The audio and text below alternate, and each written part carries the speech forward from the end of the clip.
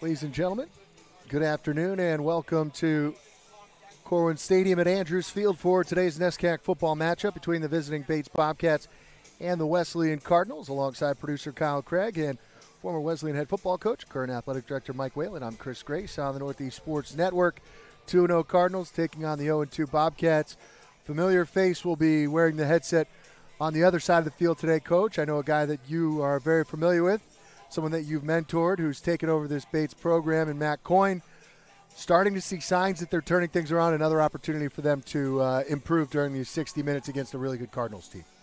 No question about it. I think, the thought process going into this game is I watched both of Bates's first two games, watched them open down at Amherst, and very close game, one-score game for the majority of the game, and then watched them play against Trinity in week 2, in which a situation where Trinity had to fake a punt that should have been a 12-yard gain with a first down, ended up being a 60-yard touchdown or something to that extent. So long run touchdown.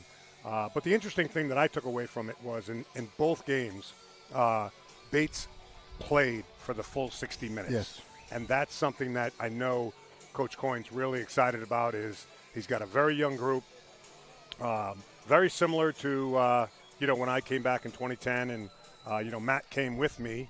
He was I recruited Matt to play for me at Williams, and then he when I got the job after his sophomore year, he decided to transfer from Williams to Wesleyan and was our starting quarterback for 2 years and was very instrumental in us turning the program around here. So, Matt's done it as a player. He's done it as a coach because after he graduated, he coached with us for 2 more years.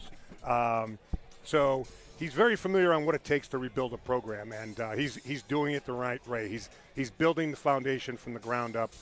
You'll see the majority of their players running around today are freshmen and sophomores, which is part of that rebuilding process. And you've got to live through the growing pains. There's going to be mistakes, but as long as they're aggressive mistakes and the kids aren't repeating the mistakes, you can win with that. You can build on that, and that's where he is right now. I mean, talent-wise, there's definitely probably a gap. Experience-wise, there's definitely a gap.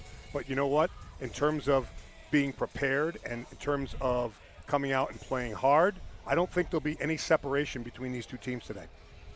Yeah, I've seen both teams obviously play at this point in the season, and one thing that jumped out to me watching, in particular, the Bates-Amherst game, they really rallied to the football and played really hard on the defensive side of the ball.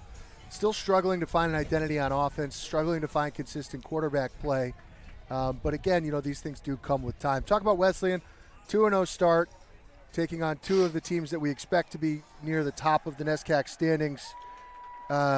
Last week, a lot of positives, in particular on the defensive side of the ball. Took advantage of opportunities when they were able to force turnovers, both defensively and on special teams, but struggled to find their consistency on offense. Another opportunity for the Cardinals to kind of find the rhythm offensively here in week 3. Yeah, I mean, my biggest takeaway with Wesleyan the first 2 weeks has been on the road at Middlebury in week 1. It was 80 to 85 degrees, which meant it was 95 degrees on the turf. Wesleyan's depth played a key. Last week, big first play of the game for a 75-yard touchdown. And then after that, the offense kind of went silent. And so consequently, the defense played about 45 snaps in the first half. They were able to survive both those situations because of their depth. And now as we look the Wesleyan team come out, you're seeing about 15 guys who are not dressed today. I know a few of them are starters or were starters in the first 2 games. Some will be back, some are out for the whole season. So through 2 games, Wesleyan's already taken a little bit of a hit in terms of their depth. But because they had that tremendous depth to start with, I think they can absorb it a little bit. From where they go from here, now your margin for error becomes a little slimmer with the depth. So it's going to be really interesting because the thing that I wanted to say, Chris, just about the Bates offense is they put in what people know, football fans would know as the old triple option. It's now the modern day wishbone, flexbone, whatever you want to call it. Okay, so it's an option offense that takes at least a year to put in if you're practicing it every day. Right. So in the NESCAC, with limited number of practices, all those kinds of things, there's just going to be a growing, a process of development on the offensive side. The defensive side, you can see there's athletes on this Bates team. And the other area that has impressed me through the first two games, both against two stout defensive fronts, has been this young offensive line of Amherst. Because to run the dive, of Bates, right? Yeah. Of Bates. Yeah. They ran it both against Amherst and against Trinity, which are two teams that typically are very stout in their defensive lines. Yeah, they did a good job. As we have the ceremonial coin toss today, guy that you coached, John Liss, from 2013, will be flipping the coin. I talked to him in pregame, and he said, "Does the coin have to land on the ground?" And I told him, "Yes, I think they'll call you out on that." He said he wanted to catch it and make sure that the Cardinals won the coin toss. So looks like they didn't. Looks like Bates deferred. Yeah. I'll give him the business after the game then. So John Liss is a doctor now in West Hartford. Went back to his home, a Conard graduate from West Hartford, Connecticut. His wife and his 3 children are out there with him. John was just a great, great kid, a total overachiever, someone that just worked his butt off while he was here, both academically and athletically. And, again, when you come in, you take over a program to have kids like John to build on. John was one of the kids that when we came, he was excited that we came and that we were taking over the program. And he just, played for Coach DeCenzo in the secondary, smart, never made a mistake. Not the fastest, not the strongest, but always in the right position. And, he's obviously doing great things now as a physician in his hometown of West Hartford. This time we'll step aside as we honor America with our national anthem, and then it's Bates and Wesleyan on a Saturday afternoon in Middletown.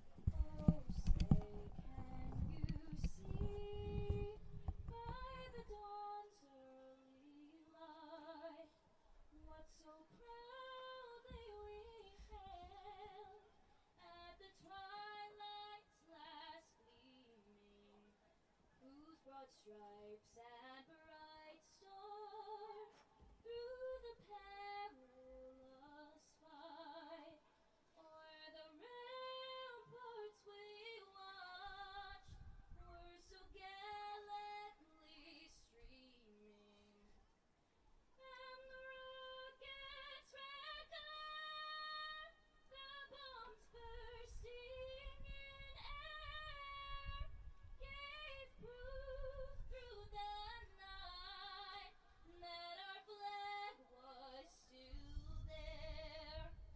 Oh, say does that star-spangled banner yet wave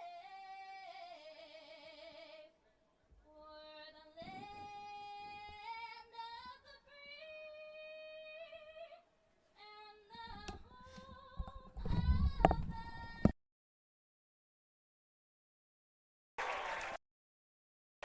Series that started back in 1923. This is the 43rd meeting all time between these two teams. Wesleyan with a 38-4 edge. The Cardinals' last defeat against Bates was back in 2005. So as we get ready for this one, Coach, an opportunity for Wesleyan to maintain their position atop the NESCAC standings with a really tough front end of their schedule and some big-time matchups at the back end of their schedule. This is a gotta-have-it game for the Cardinals, and I think what I'm most looking forward to is seeing how the Cardinals are able to continue to improve with their run game. We saw some flashes in the last 2 weeks of a big-time improvement running the football. And most importantly, I'd like to see LaRose and Flynn, who we saw have nice games last week, hopefully really lean on those two today and try to establish the running game. Yeah, the key, honestly, is you're going to be able to get a sense of the maturity of this Wesleyan team today because you're coming off 2 very emotional wins against 2 very good teams. And so it's a situation where, I'm not sure a lot of people out there thought Wesleyan was going to come through these first 2 games on the road at Middlebury and then home against Tufts 2-0. Well, now you're here. So now how do you handle that success? And what do you do? Do you look at the records and say, well, Bates is 0-2, and not give Bates the respect that they deserve, not prepare for them the way you did the first 2 weeks? That's what I'm looking to see here today. Is how do the Cardinals start this football game? A high pooch kick, fair catch called for and made just past the 25-yard line. So Wesleyan will start the game moving from right to left on your NSN screen from, let's call it the 26. Starters for Wesleyan up front. Offensive lineman Ryan Caserta back in the starting lineup after getting shaken up last week, joined by Gavin Tatum, Gerard Garofalo, Will Aronson, and Mario Lee. Chase Wilson and Ricky Yang are the starting wideouts, with Blake Newcomb expected to see time as well. He will start the game in the slot. Nico Candido, senior signal caller, and Tyler Flynn will start as the running back just behind Nico. Cardinals in the red uniforms with black pants, black helmets.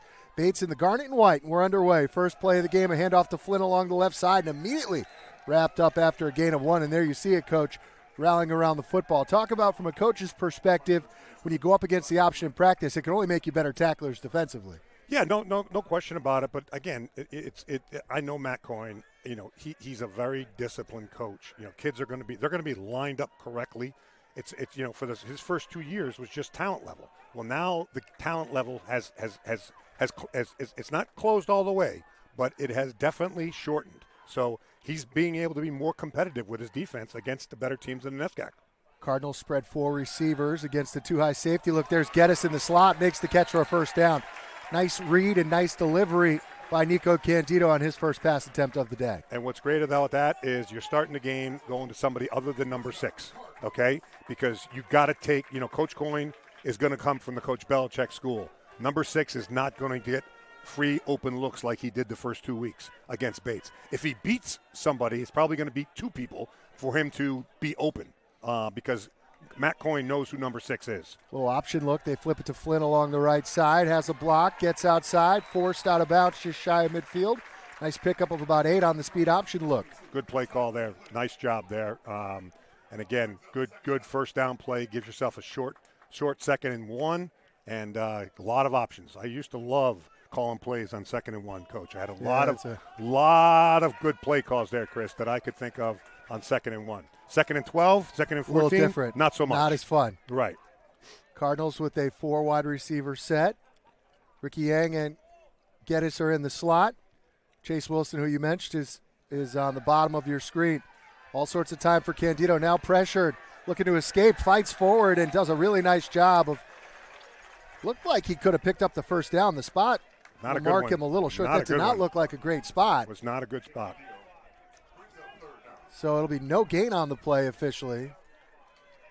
And it will be 3rd down and 1. So looked like they were thinking like you were and trying to take a shot on that play, Coach. And now faced with a 3rd and 1. They'll bring Angelo LaRose into the game wearing number 9 today offensively. LaRose had his first touchdown catch of the year last week, a powerful back, and they'll line him up with Flynn also in the backfield. So a 2-back look. Bates showing pressure. They fake the give. Now we'll flip it out to a wide open LaRose. Breaks a tackle, still stays on his feet, and he's knocked out of bounds late. That's got to be a late hit. And 2 flags come flying out. Yep. So that'll tack an extra 15 yards on top of that one. As similar play to the touchdown last week, fake the give to Flynn, get LaRose out in the flat, and he shows ability as a receiver. Great play call. Really, really good play design on a 3rd and 1, knowing that Bates defense was going to crowd the box a little bit there instead of running it up the gut and just, being arrogant and saying we're better than you. They put a little design into it. Nice play call there by Coach Ludwig in the offense. So, I like this kid. I like this kid, LaRose. I like him a lot. Yeah, I saw last week Yep. some things I really liked. I think the Cardinals' running back room is in as good of a spot as they've been since I've been calling these games. Chase Wilson comes into today as the NESCAC's leading receiver. He is on the sidelines for this play. They bring Devin Hardy in as the flanker on the near side. This 2-back set, I like this 2-back set too with Flinney and LaRose. I like getting these 2 kids on the field. They can both catch the ball. Motion LaRose to the left side. Throw it to him. There you go. Got him open late. Boom. Catches it at the 20. Slips a tackle at the 15. Shows great balance. That's what I saw last week that I really liked. Great lower body strength and balance and Now, showing some reliability with his hands. For those of you that were with us last week, Tufts hit us with that exact same play, that flare from the back out of the backfield about 3 or 4 times. Okay, we tried to do it, and we did it into the boundary, which not the same look. That time we did it to the field, gave him plenty of room to throw that ball. Having some issues with the clock operation here. I don't know if the play clock is just not functioning.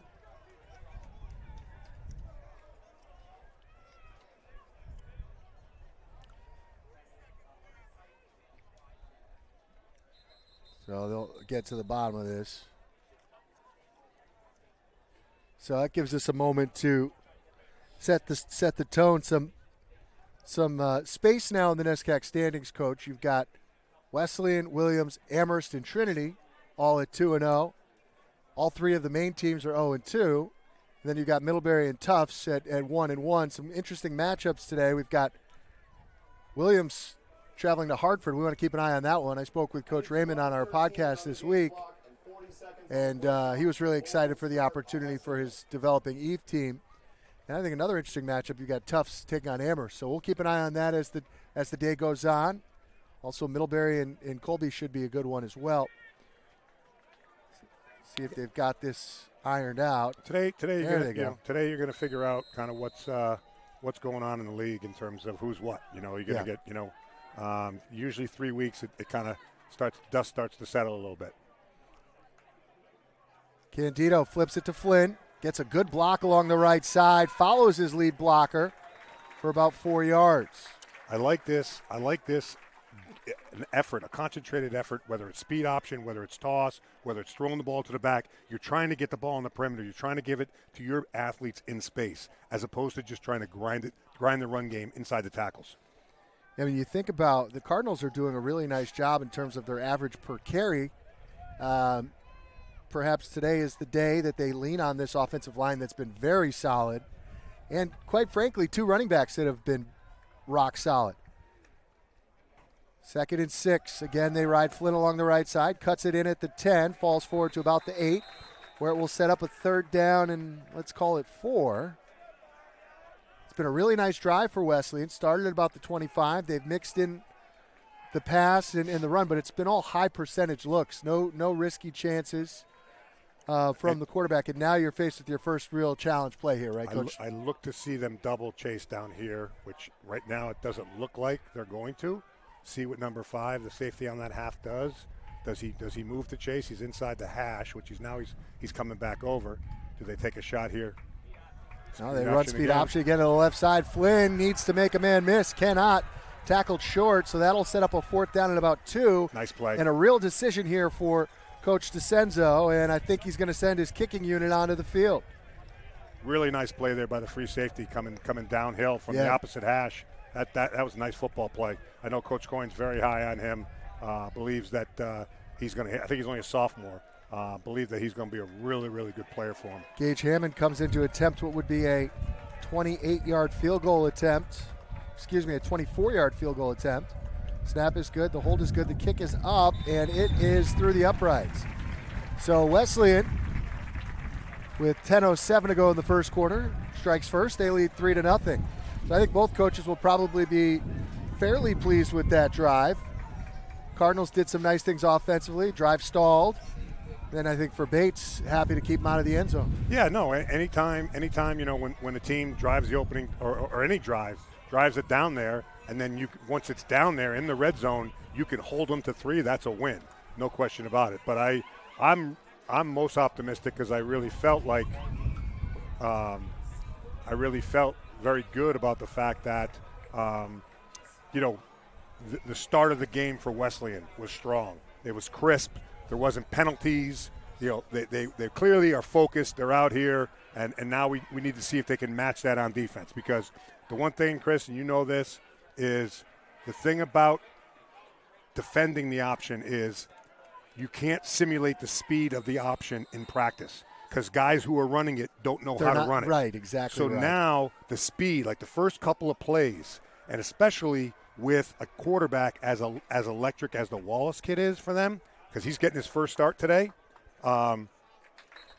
He's a kid he's a home run threat. Yep. He's a kid athletically. Wait till you see. Have you seen him? I saw him down in the field. Just bits and pieces. I saw him down on the field in warmups. He's a different looking kid than what typically a NESCAC player looks like. He looks like a Seneca Moore. Yeah. You said Wallace because of Oh, Seneca sorry. Wallace. That's you were right, thinking the old about. guy in the pros. Yeah, Seneca right. Moore. Sorry about right. that. No, that's Apologize. okay. No, I'm apologizing to the base fans. So Seneca Moore, wearing number 1, will get the start at quarterback. Ryan Linsky will be the running back, joined by Jermaine Anson. You see this. It's a double wing look. And now they motion a man and set up that triple option look. Fakes the give. Now pitches late. And great job rallying to the football. Jason Villano. That just if one play is an example. Defending the option coach, all about knowing your responsibilities, and the Cardinals were well aware of them on that play. It's assignment football. It's assignment football, and that's what the option, they bank on the fact that there's going to be breakdowns. You're going to try to do more than your job. There's somebody that's assigned to the dive, there's somebody that's assigned to the quarterback, and there's somebody that's assigned to the pitch. Gives it on the sweep, and a short pickup for Jermaine Anson. If you're an option team, what you don't want is third down and longer than 5, and that's what they face here on the first drive of the game. Correct. That's if you get into those passing situations. Now, the other thing about the option is, and Coach Coyne has done this a couple times in the first 2 weeks, is once you get the ball beyond your own 40, you basically become a 4-down offense. You're not going to punt the ball unless it's 4th and 9, 4th and 8. If it's 4th and 3 or 4, you're going to go for it. High snap handled by Moore. Gives it inside. Not a lot there. Great stop. And there's Villano again. Last week, the Cardinals were so good defensively as Ben Carbeau had a standout game with 11 tackles and 2 sacks. His counterpart there, Villano, with 2 big plays on the first 3 plays of the game, and the Cardinals forced a quick 3-and-out for Bates. Yeah, that's a great start for the Wesleyan defense. And giving the ball right back to your offense now. Now we got to field the punts. We got to make sure that make sure we're clean here in the kicking game. Very breezy here atop the press box at Wesleyan. Donadio back deep to receive a high end-over-end punt. No fair catch, and he fumbled the football. It's loose, and the Bobcats have it. There you go, Coach. You talked about it. Kinds of things that you just can't do if you are going to take care of business, and the kind of things that you absolutely need to do if you're going to pull an upset. There's our first turnover of the game as Donadio, who's normally very sure-handed, fumbled that punt in the wind. So the last 2 weeks, Wesleyan's been on the plus end of the turnover battles, blocking a punt for a touchdown against Middlebury and blocking a second punt against Tufts, where they took over the ball inside the red zone. Here this is a significant change of field position. Your defense comes out and stuffs Bates in 3 plays in a row. Now all of a sudden you're giving them new life. I would watch Coach Coyne here going up top.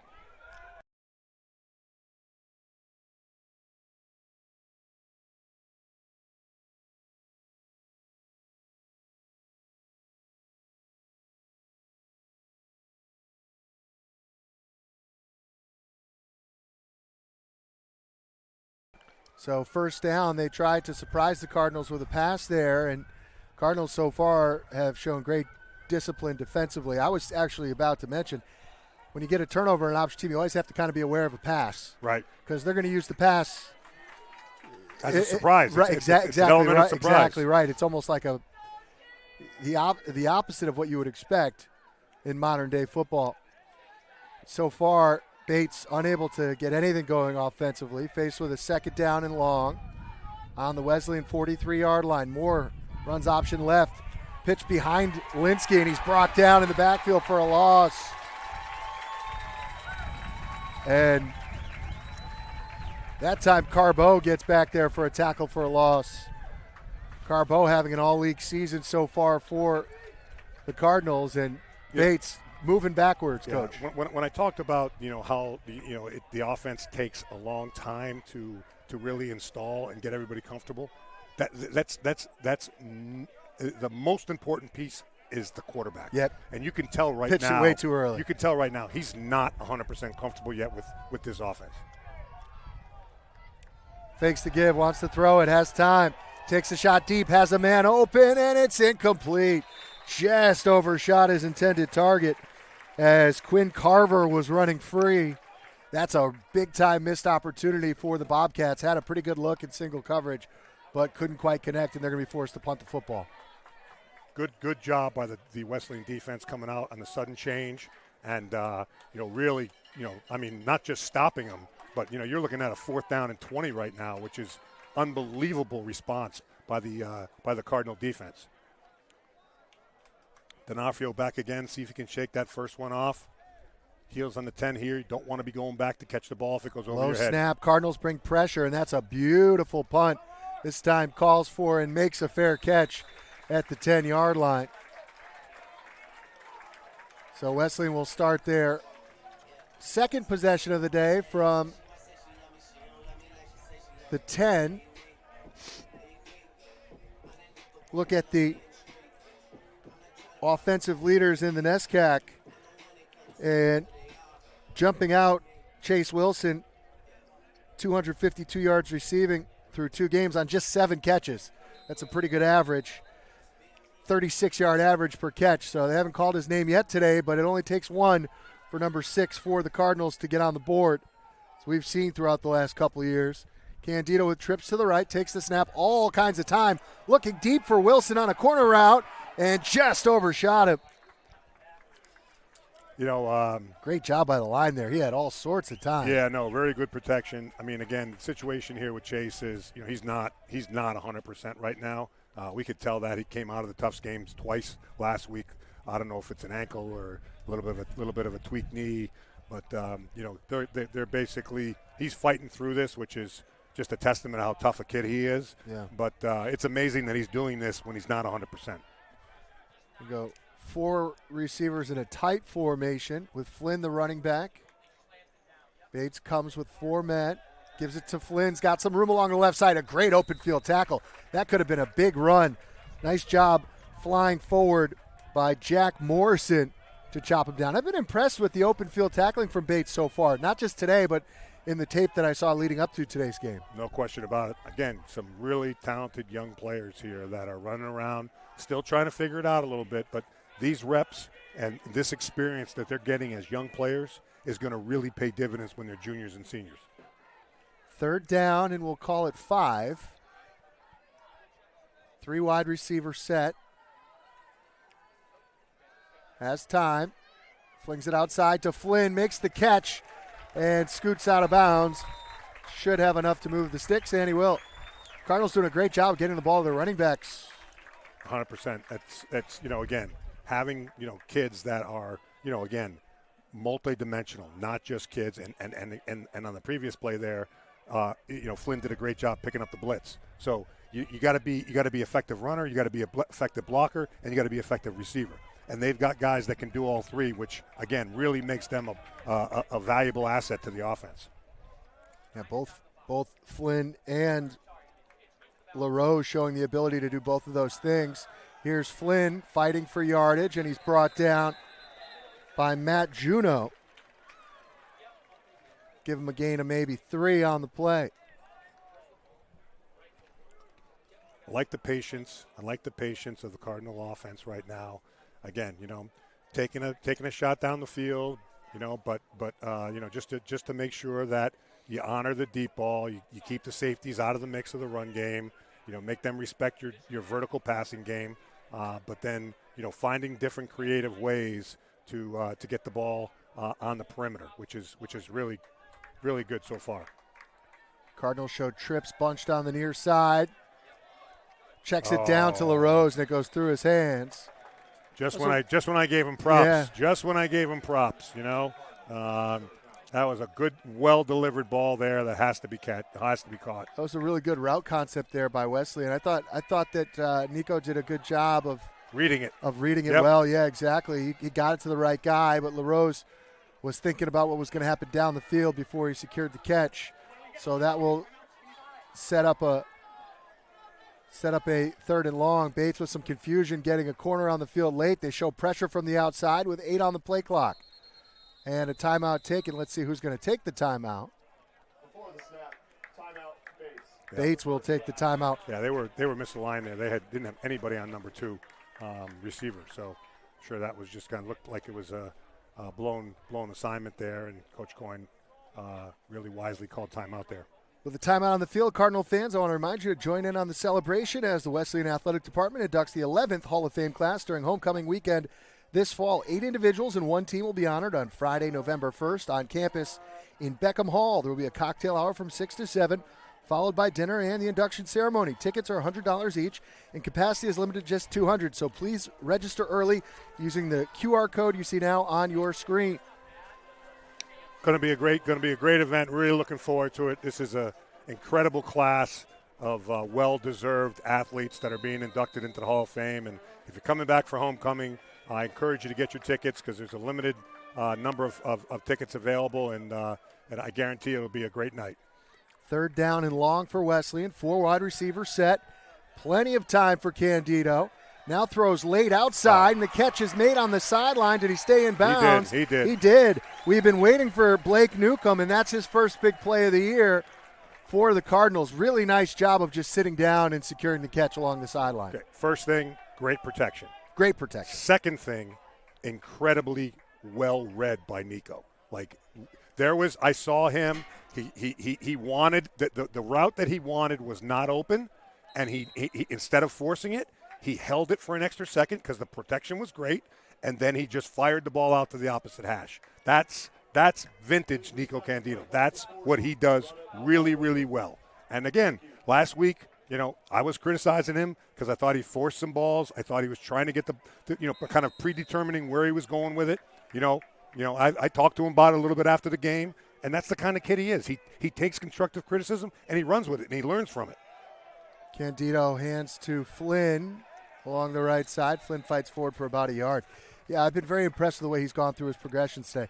Something that, too, you hit a big touchdown pass on first down. It's like your opening tee shot when you're playing golf. You crush your driver. That driver's coming out on every hole no matter what. It's fool's gold sometimes. No question about it. Right? And we were both stunned with that first pass last week's game. I mean, we both just looked at each other.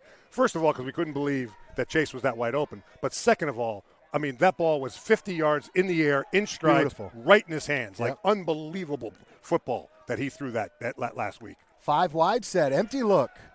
Come with a twist, pressure, now escapes to his right. Fires late outside, catch is made. Oh. Sam Ween had an important grab last week. Gets involved in the offense here. Another great decision by Nico. Veteran quarterback at like 101 right there. Back there, saw the blitz coming, didn't panic, kept his eyes downfield, made the rusher come to him, avoided the rush outside after the kid overcommitted and gave up contain, and then fired the ball down the sideline. I mean, we're seeing top-end quarterback play right now. And spectacular start by the Wesleyan offensive line. 1st and 10 from the Bates 44-yard line. Gives to Flynn up the middle. Gets to the 40, a pickup of 4. Bates defensive lineman lost his headgear. He'll have to exit for a play. To your point, though, Chris, the surge in the offensive line right now that's got to be really making Coach Ludwig feel good because, number one, the pass protection's there, and then number two, on these inside tackle-to-tackle run game, they're getting really good movement here. Let's remember this drive started at the Cardinal 10. It's now at the Bates 40, and it's killing clock.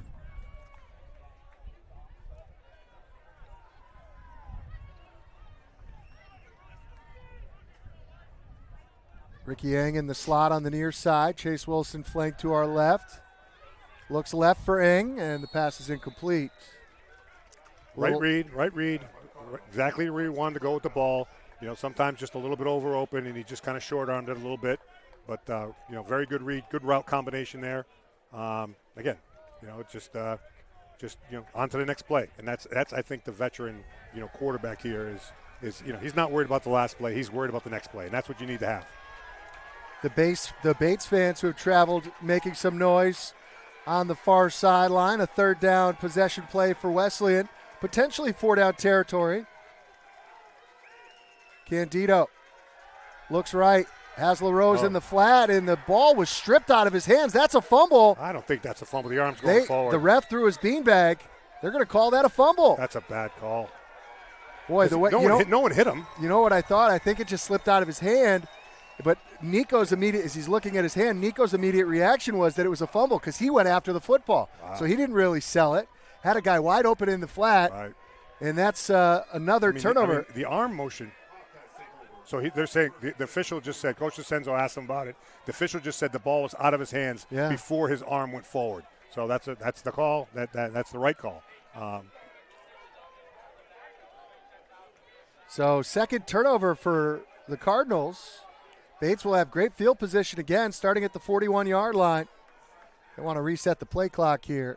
Set the game clock to 25 seconds. Start on my whistle, please. Very, very similar, start to this game, in terms of, Wesleyan, not clicking on all cylinders yet. 2 turnovers here early, and now, you're giving Bates life. You're giving him, instead of, you go down there, you finish that drive, you go up 10-0. It's a different ball game. Now it's 3-0, and Bates is looking at it like, hey, we've survived, a tough start. Now we got to play football. Colton Beausoleil is in at quarterback. He's seen time as well back there, a little bit more experience, knows the offense a little bit better. Had a couple of interceptions in the first 2 games. There's a reason why I think Coach Coyne made that change, but obviously probably determined he was going to play both of them in the game anyway. Cardinals with a 4-man front, show some pressure, then back out of it. Now they do come with an extra man. Option look to the right, makes the pitch late. Great open field tackle.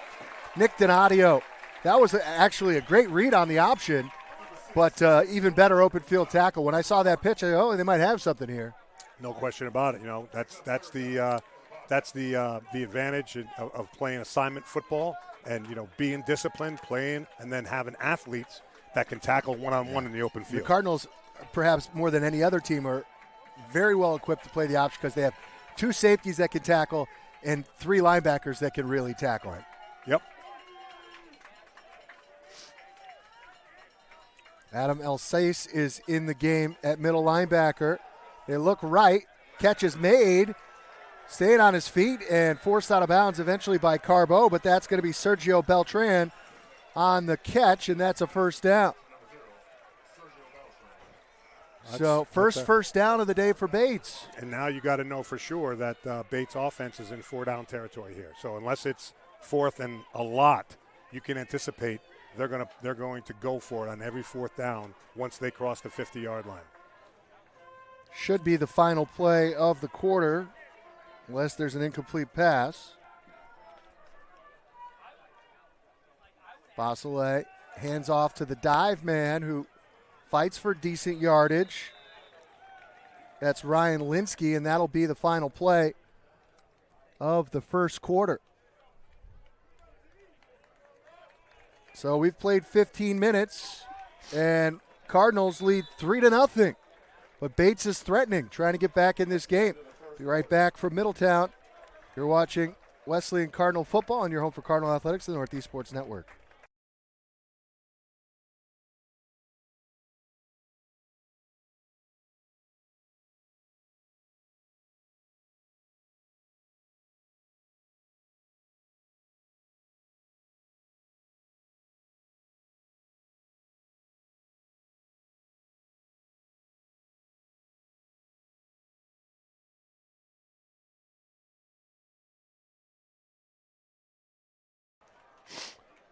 Welcome back to Middletown as the Cardinals hold a 3-0 lead on Bates. Bates has the football in Wesleyan territory.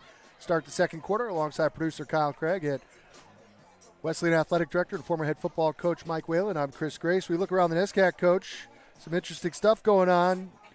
Bowdoin leading Hamilton 14-7 early. And then Tufts on top of Amherst 3-0. Still waiting for Trinity and Williams, but should be a really competitive week 3. And this game so far, kind of what we thought. You said it last week. This is going to be a competitive game.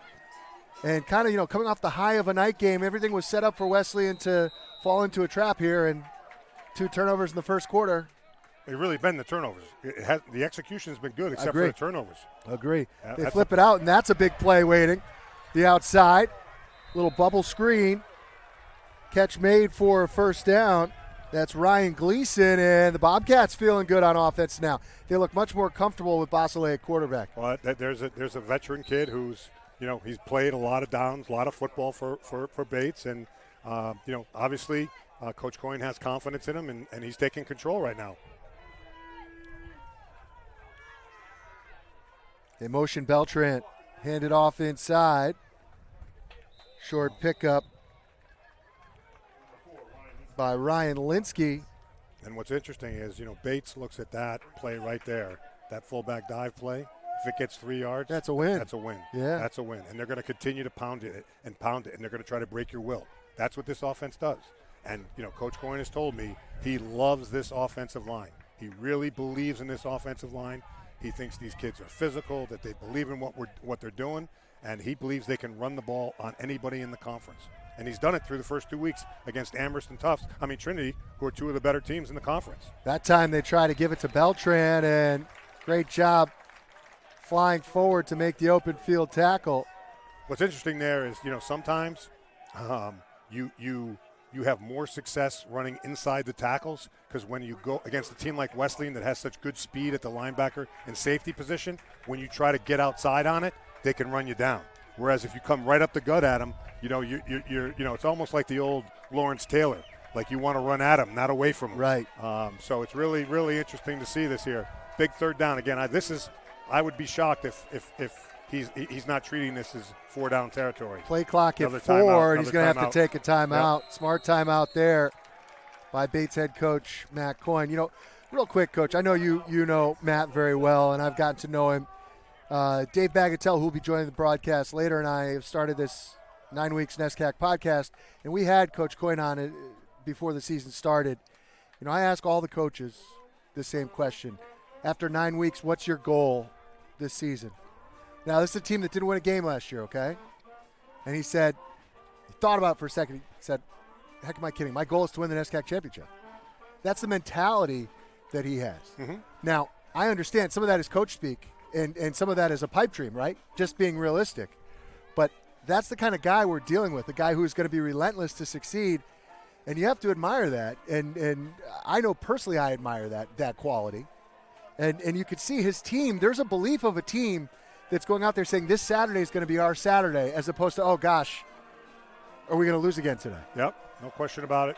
And Matt's doing it the right way. That's all I can tell you. And, I know the folks at Bates are excited about having him on their oh, here's a big play. He's going to go the distance. The 5, touchdown. Linsky. What a play call as they get it to Linsky. Is there a flag on the play? celebration. Oh, that's late. That's going to be a unsportsmanlike conduct, but the touchdown's going to stand, and the Bobcats are going to take the lead.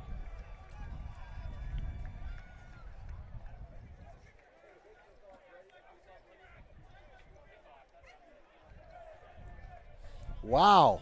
What a play call out of the timeout. Yeah. And a great block by the outside of the left side of the Bates offensive front. And the other thing that people underestimate when you're playing against this offense is how good the receivers block downfield. Right. Because if you can't block as a receiver in this offense, you're not going to play.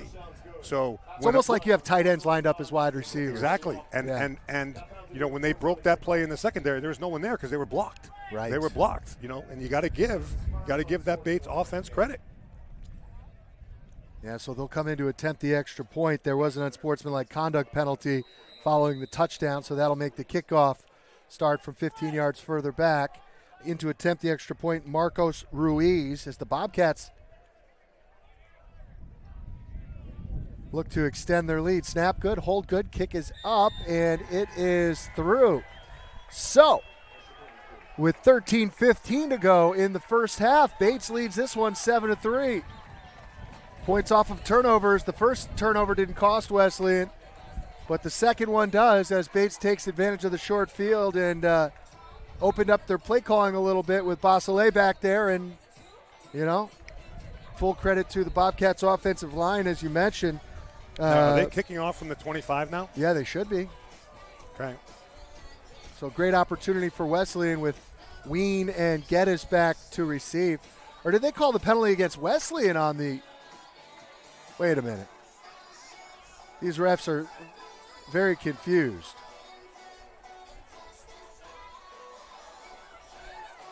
the penalty was on the touchdown scoring team. It's not that difficult, Guy guys. must have done a high school game last night. Let's go.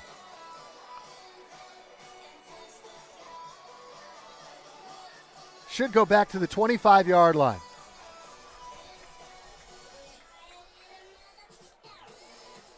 He's got it now. Slow and steady Yeah. wins the race. So Geddes and Ween standing around Guys are too deep. I would move it up. around their 20-yard line. This guy did a pooch kick last time. Yeah, the Too many upbacks guys. have to be aware here. Going to kick this one deep. Very returnable. Fielded at the 20-yard line by Geddes. Looking to get outside at the 40. Cuts it back at the 50, and he's forced out of bounds. A great return and great starting field position for Wesleyan.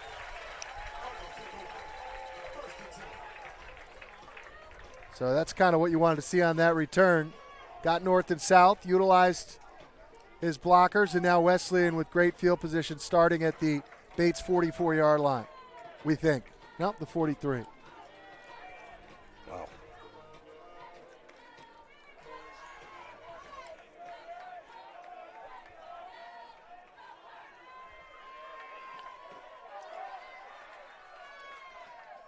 So the Cardinals have moved the ball on offense, but just 3 points to show for it so far. Candido with all sorts of time now checks it down to Wilson. His first catch of the day, forced out of bounds, but he'll move the chains for a first down. They might actually say he stepped out just shy of the line to gain. Well, they're already moving this chain, so that's that. Good play design there. You know, again, invite the rush in, then have the lead blocker seal him inside, and it's the old I formation bootleg. Getting Nico on the perimeter, giving him the run pass option. Good play call. Cardinals with trips on the near side. Tight end left. They motion Flynn that way. Now we'll come back with a counter look. Flynn continuing to churn forward, picks up about 9. We've given a lot of credit to the Bobcats tackling. That time a few missed tackles allowed Flynn to pick up 9 and set up a second down and 1 for Wesleyan. Good play design there. Nico did a good job after he gave the ball to Flinney to booting back out the opposite side, which slowed a little of the pursuit down there. Just little things like carrying out your fakes. Those are things that, people, sometimes don't do. And, you could see that time it was impactful doing it. Bring Geddes in motion. Fakes it, and Candido keeps it this time, has a chance. Get down. And he's forced down at about the 12. Great read by Nico Candido. And again, the offensive line for Wesleyan just totally dominating. It's so interesting because really into the second quarter, Wesleyan's playing much cleaner offensively than they did last week. But obviously the turnovers come into play, and that's where you're faced with a deficit. Yep. At this point, though, you're all about finishing this drive. It's not stopping yourself. So you don't want any holding calls. You don't want any fumbles. You don't want any wasted downs. You want to be efficient down here in the red zone and come away with 7 points and answer Bates' score.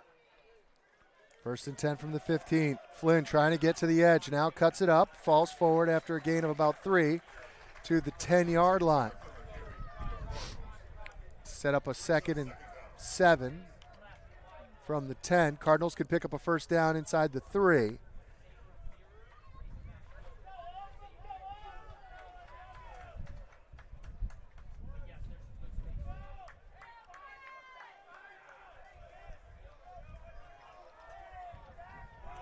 Subdued atmosphere right now.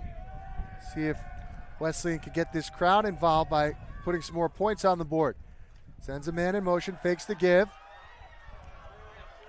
Oh, and now buys some time into the corner of the end zone, incomplete. Oh boy, Candido and Newcomb did everything right there, but the pass just sailed a little bit. I thought that was going to be 6 for sure when Newcomb tracked back into the corner of the end zone. Missed opportunity for Wesleyan. Good job extending the play. I think he did a good job in terms of taking a little bit off the throw, trying to touch it in there, and just when the guy's running full speed across the back of the end zone, that's not an easy ball to complete. Could have been caught, would have been a good catch. But again, good job extending the play. Good job making the right read where only your guy can get it. And Cardinals struggle to get lined up here, so they'll use a timeout. So 3rd down and about 7 from the 10-yard line, Coach. This has kind of one of those weird feelings. It's you come off a night game with a full house. It's a smaller crowd. It's against a team that, has lost a lot of games in a row. And, this is kind of the recipe for an upset is kind of taking place here. It's early, but, the kinds of things that need to happen for Bates to stay in this game are happening. And the Cardinals, have played good football, but just missing opportunities here. And it's another big spot. 3rd down. You'd love to get 6 on this drive. Obviously, yes, and you got to get points. But at the end of the day is really what, when you play games like this, which, people refer to as a trap game, because Bates is 0-2, you're 2-0, coming off of big wins, everything you just outlined. But at the end of the day is the longer the better team allows the lesser team to stay in it, the chances are reduced in terms of their chances to win the game. Bates comes with pressure here. Candido, nowhere to go. Roaming backwards, now throws it late outside. A dangerous pass. It's incomplete. That play was a disaster from the start, so the Cardinals fortunate that they'll be able to attempt a field goal here. As Candido was forced back some 20 yards. Good job just getting rid of the ball there. He threw it. He knew he was throwing that ball out of bounds. Again, good blitz there by Bates. Got to give Bates credit there. They came with a good blitz, got pressure on him right away. He really didn't have a chance to let the play to get into his progression there. And then just did a good job in terms of not taking the big loss here. There you go. Bad snap. There you and go. That's going to be another turnover.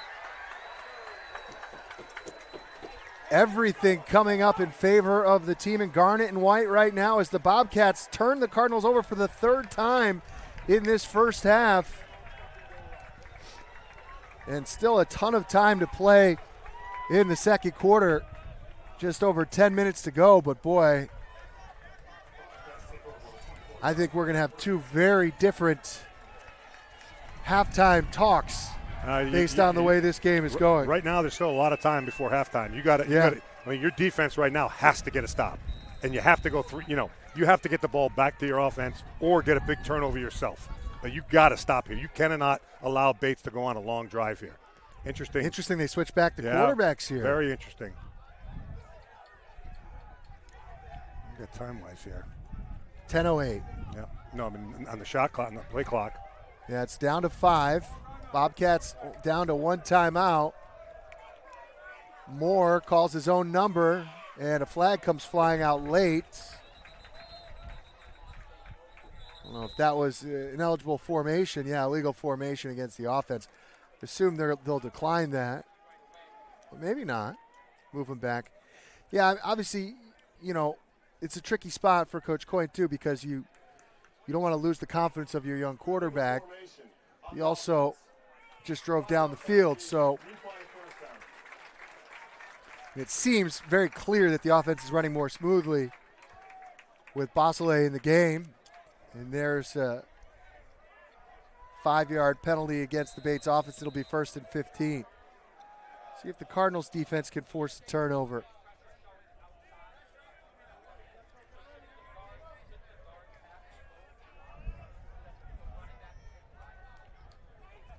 Speed option to the left side. Holds it and will be brought down. Get some positive yards. Looked like he was thinking about the pitch.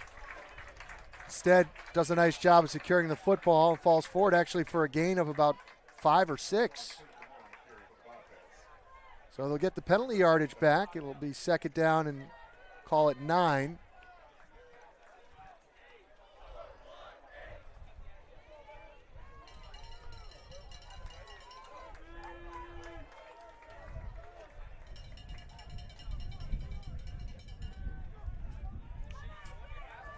Hands it to the dive guy.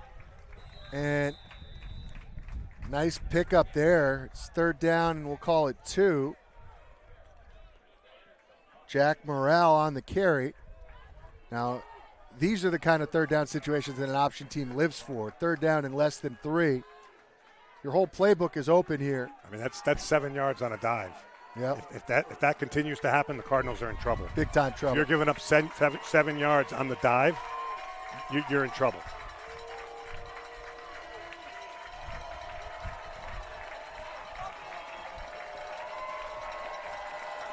Play clock at 5. They go right back to the dive look. Carbo fills the hole. It's going to depend on the spot. I think he's going to get it. He does. There's a perfect example, though, Coach. The Cardinals do everything right defensively, but it's very tough to limit that play to less than 2 yards.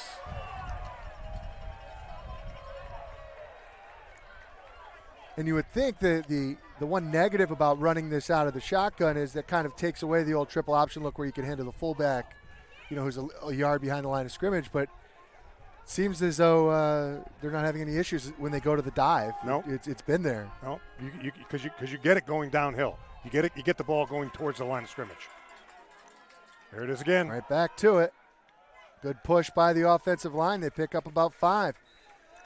And, it's obviously early to think about, but another thing, it's a great offense to run when you're winning because the other offense can't get into a rhythm because they feel like they're not in the field. 100%. Clock goes very quickly. And the other offense feels the pressure of having to score on every possession because you don't know when you're getting the ball back.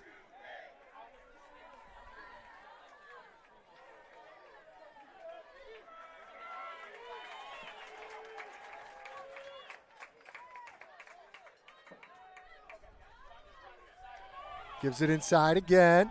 Short pickup. It's a better job by the Cardinals of stuffing the dive play. It'll set up a third down in about 3. But you can just see the confidence that the Bates coaches have.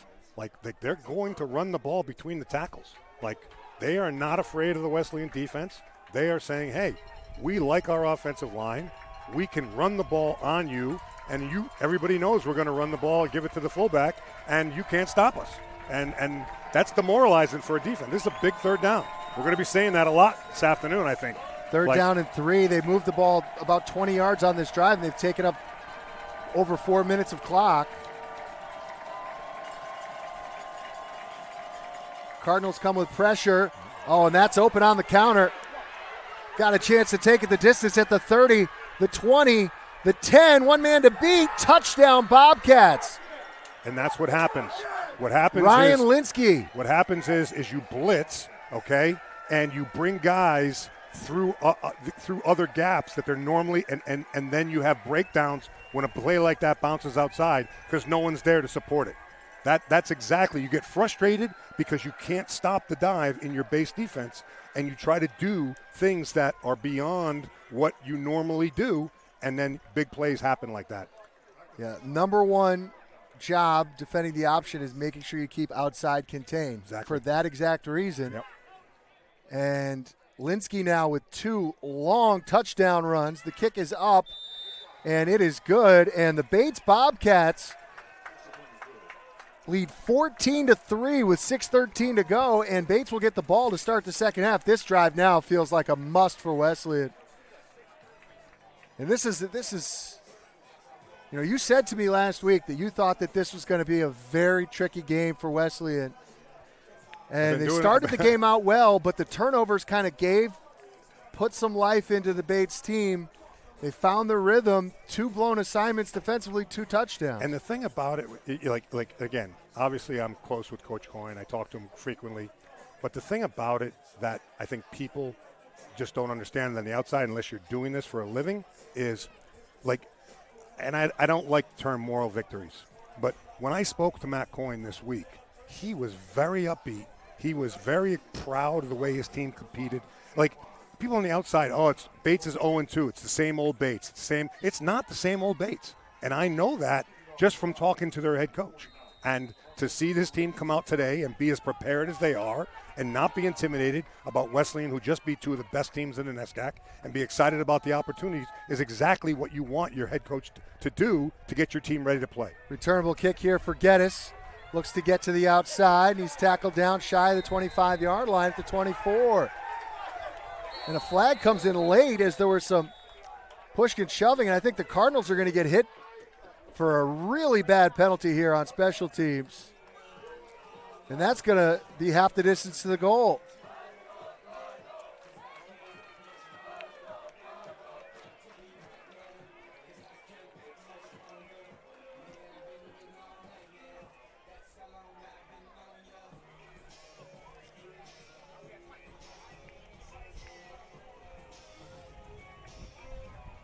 With a personal foul.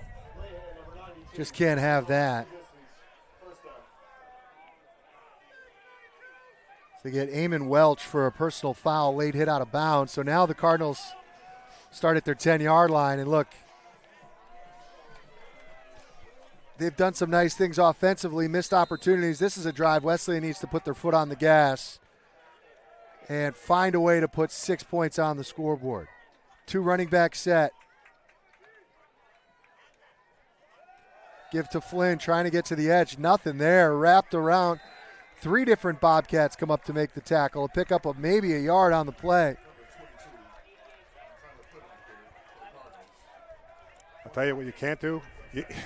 Obviously, you want to score. You can't go 3 and out. You can't put your defense back out there, right? Because I'll tell you right now, they're going to be tired. And what Coach Goyne's going to continue to do is going to pound you with the dive. He's going to pound you with the dive. He's not going to get away from it. And this is a big, big sequence right here. Whether or not they score or not, it obviously matters, but you can't go 3 and out here. And you can't turn the ball over. Fakes the give, looks left, and fires it over the head of Wilson and out of play. Cardinals look completely out of sync now.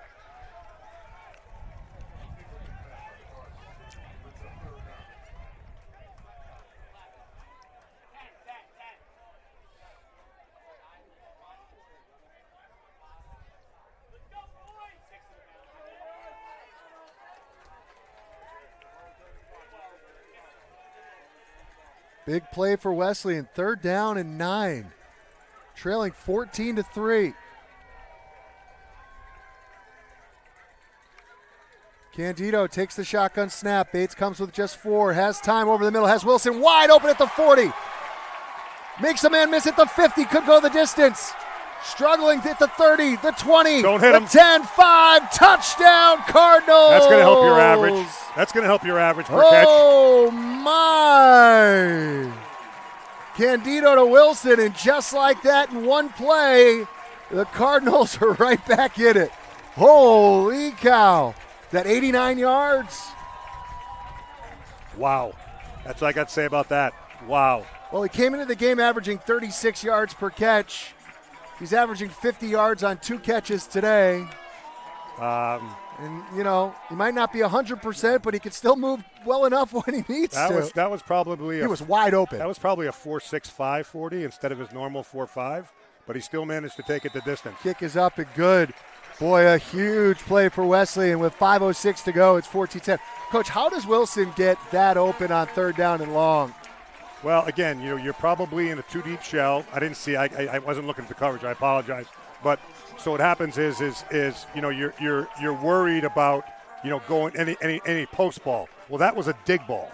So that ball was probably a 17 to 18 yard dig ball across the middle of the field. Well, the 2 safeties bailed, and he caught it in the perfect spot. And then the safety he was running into just took a bad angle. Yeah. And then the backside guy can't track him down. So and the other thing is Nico delivered the ball in stride. He didn't have to turn or slow down. He caught that ball in stride, which allows you to come out the other side, as they say, on the dig ball. Yeah, boy. Did the Cardinals ever need that? So now how will Bates respond? Okay, we're 1 play away from getting the ball back with a 2-score lead and a chance to run some more clock. Now, some life on the Cardinal sideline. Hammond tees it off at the 40-yard line. High kick, fielded at the 6. Look out. And has a lane. A flag comes Look out. flying All right. in. Tackled out of bounds, just shy of midfield. That's Marquise Narvaez Estrada on the return. But I think there's going to be an illegal block. The flag was thrown like the official threw it from like the 50, which is not normally where you see a flag thrown on a return. Well, they're getting together and discussing. This is a big call. It's got to be good. Number 14 of the receiving team. The hold against Jake Walters. Real quick chance to look around the NESCAC scoreboard. Williams on top of Trinity early, 7-0 in Hartford. Tufts has bounced back nicely. They lead Amherst 18-0 in Medford. Middlebury and Colby tied at 10 late in the first half in Vermont. Hamilton and Bowdoin both looking for their first win, tied at 14 late in the first half. Wow. Some good games today. Everything competitive right Yep, now. Absolutely.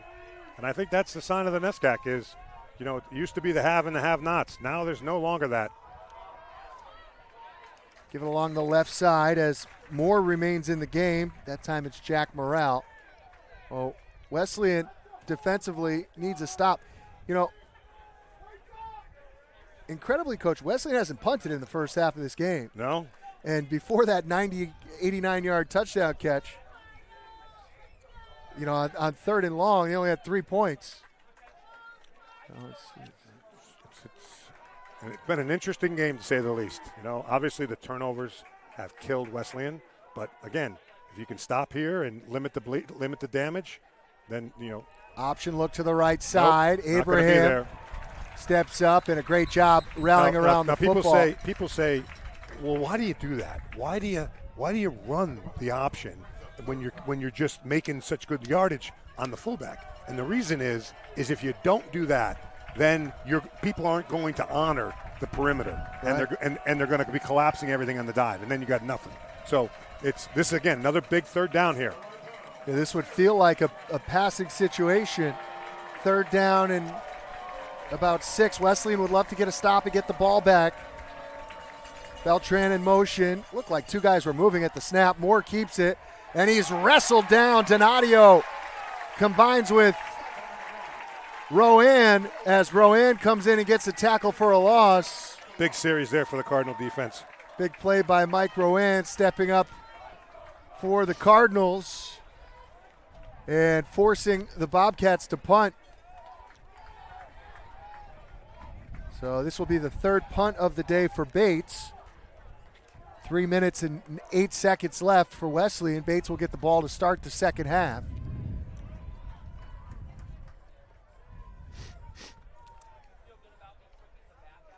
Cardinals just about blocked that one high into the wind. Donadio calls for a fair catch and does a nice job pulling that one in. Boy, Wesleyan has blocked punts 2 weeks in a row. Had a great opportunity to block one there.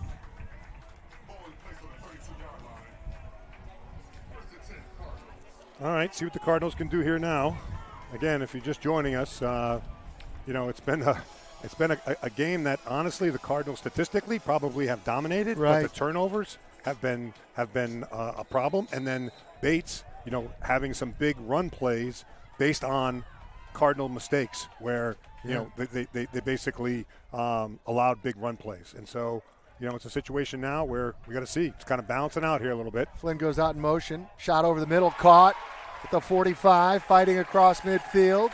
Now, the other thing that I would say, Chris, is that Newcomb. Yep, Blake Yeah, Newcomb that's with good his to see. second That's catch really of the good day. to see. Yeah, they got to get him involved in the offense. Exactly. But just as I said to you earlier at the start of the broadcast, how the Wesleyan defense it's hard to simulate the Bates offense. Well, it's hard for the Bates scout team offense to simulate the Wesleyan passing game, and so that's something they don't see, the down the field passing game. No, 100%. Flynn with a big hole, plunges forward for a first down, a pickup of 11 for Flynn. Really good job there. Really good patience by Nico there. You know, held that in there. You know, made sure that the DN wasn't crashing down on the run play. And once he was sure that he was sticking out there to contain him, he gave the ball to Flinney, and that resulted in the big play. Nice job there by the senior quarterback. Cardinals with enough time to work here, but something not right. They're going to 2 minute? Oh, I forgot that they do that in college still. Only the second game of the year, still getting used to the 2-minute timeout. We don't call it the Nope, 2-minute you know, warning. nobody warns you that 2-minute timeout is coming, Coach. I would love a warning. There you go. That there's going to be a timeout There with you 2 go. minutes to play. Yep. Nobody told me. Yep. What's going on in the rest of the world in Wesleyan sports I'm today, looking that up Coach? right now.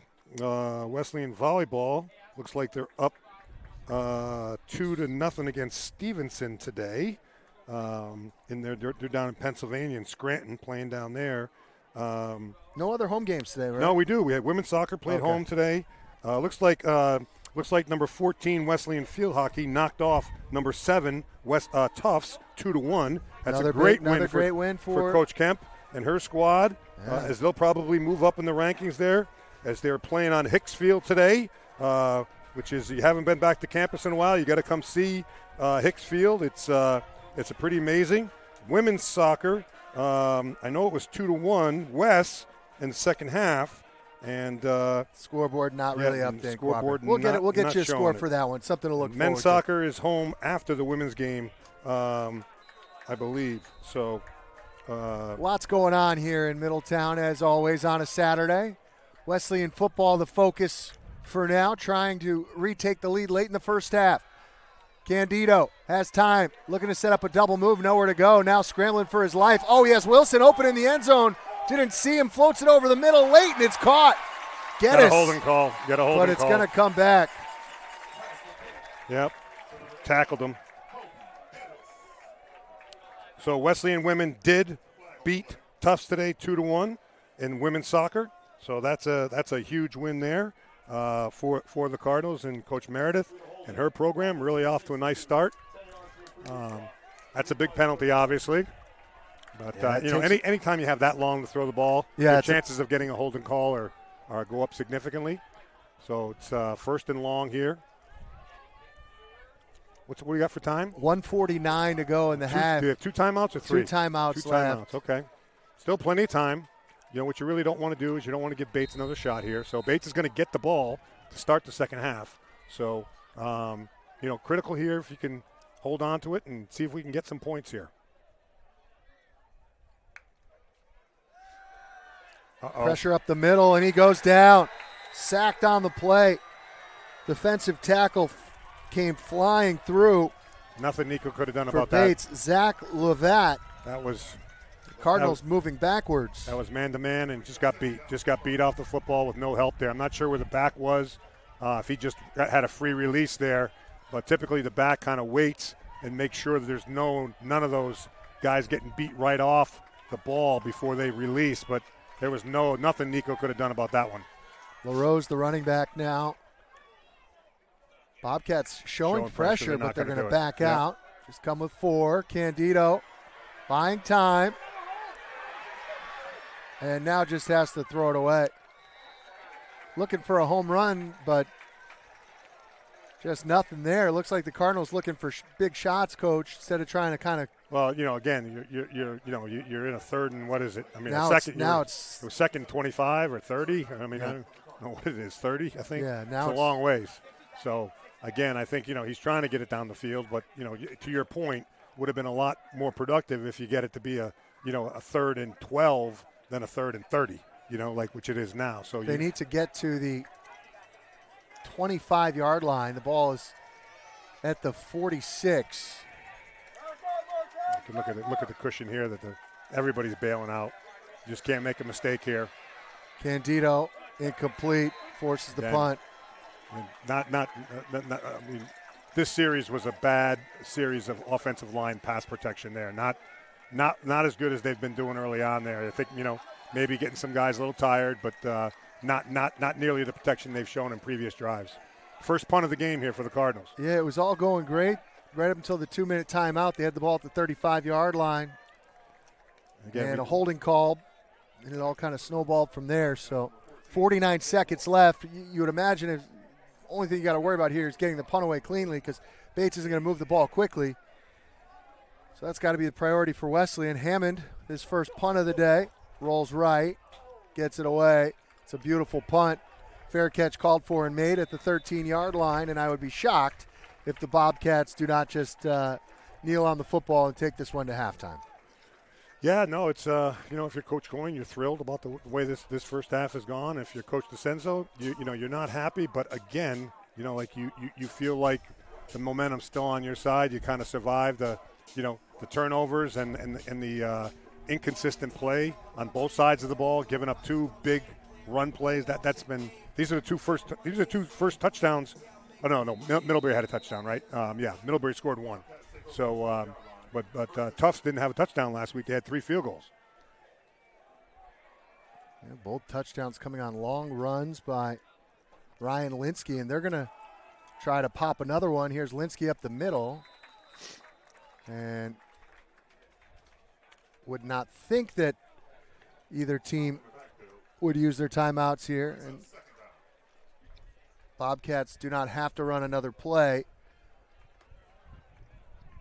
There's a difference between the play clock and the game clock. I think they're just going to take it to halftime here. Plenty to discuss at halftime. We will get you some stats, take a look around the NESCAC, and then good buddy Dave Bagatelle is going to jump in for a few minutes, share his thoughts. Matt Coyne fired up as he leads his team off the field. Cardinals have got 30 minutes to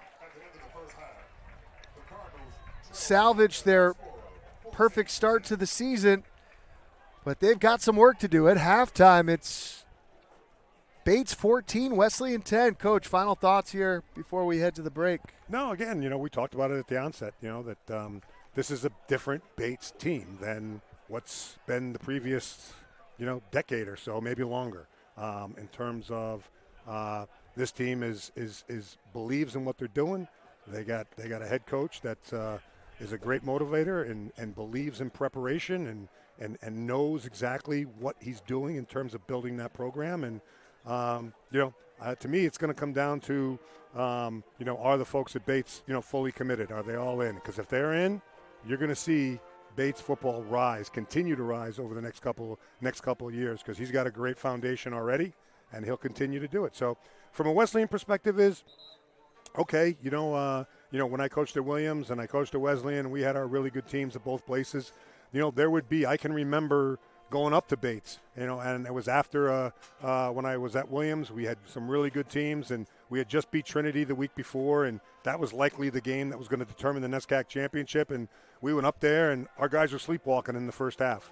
And so, to play 2 very emotional football games like Wesleyan has the first 2 weeks of the season, and then to come and play an 0-2 team, it's human nature. It's just very, very difficult. As a coach, you can say it, and I know Coach DeCenzo has been drilling them all week to be prepared for this, to get ready, because he knows what quality of a coach Coach Coyne is. And so it's not the lack of details on our part.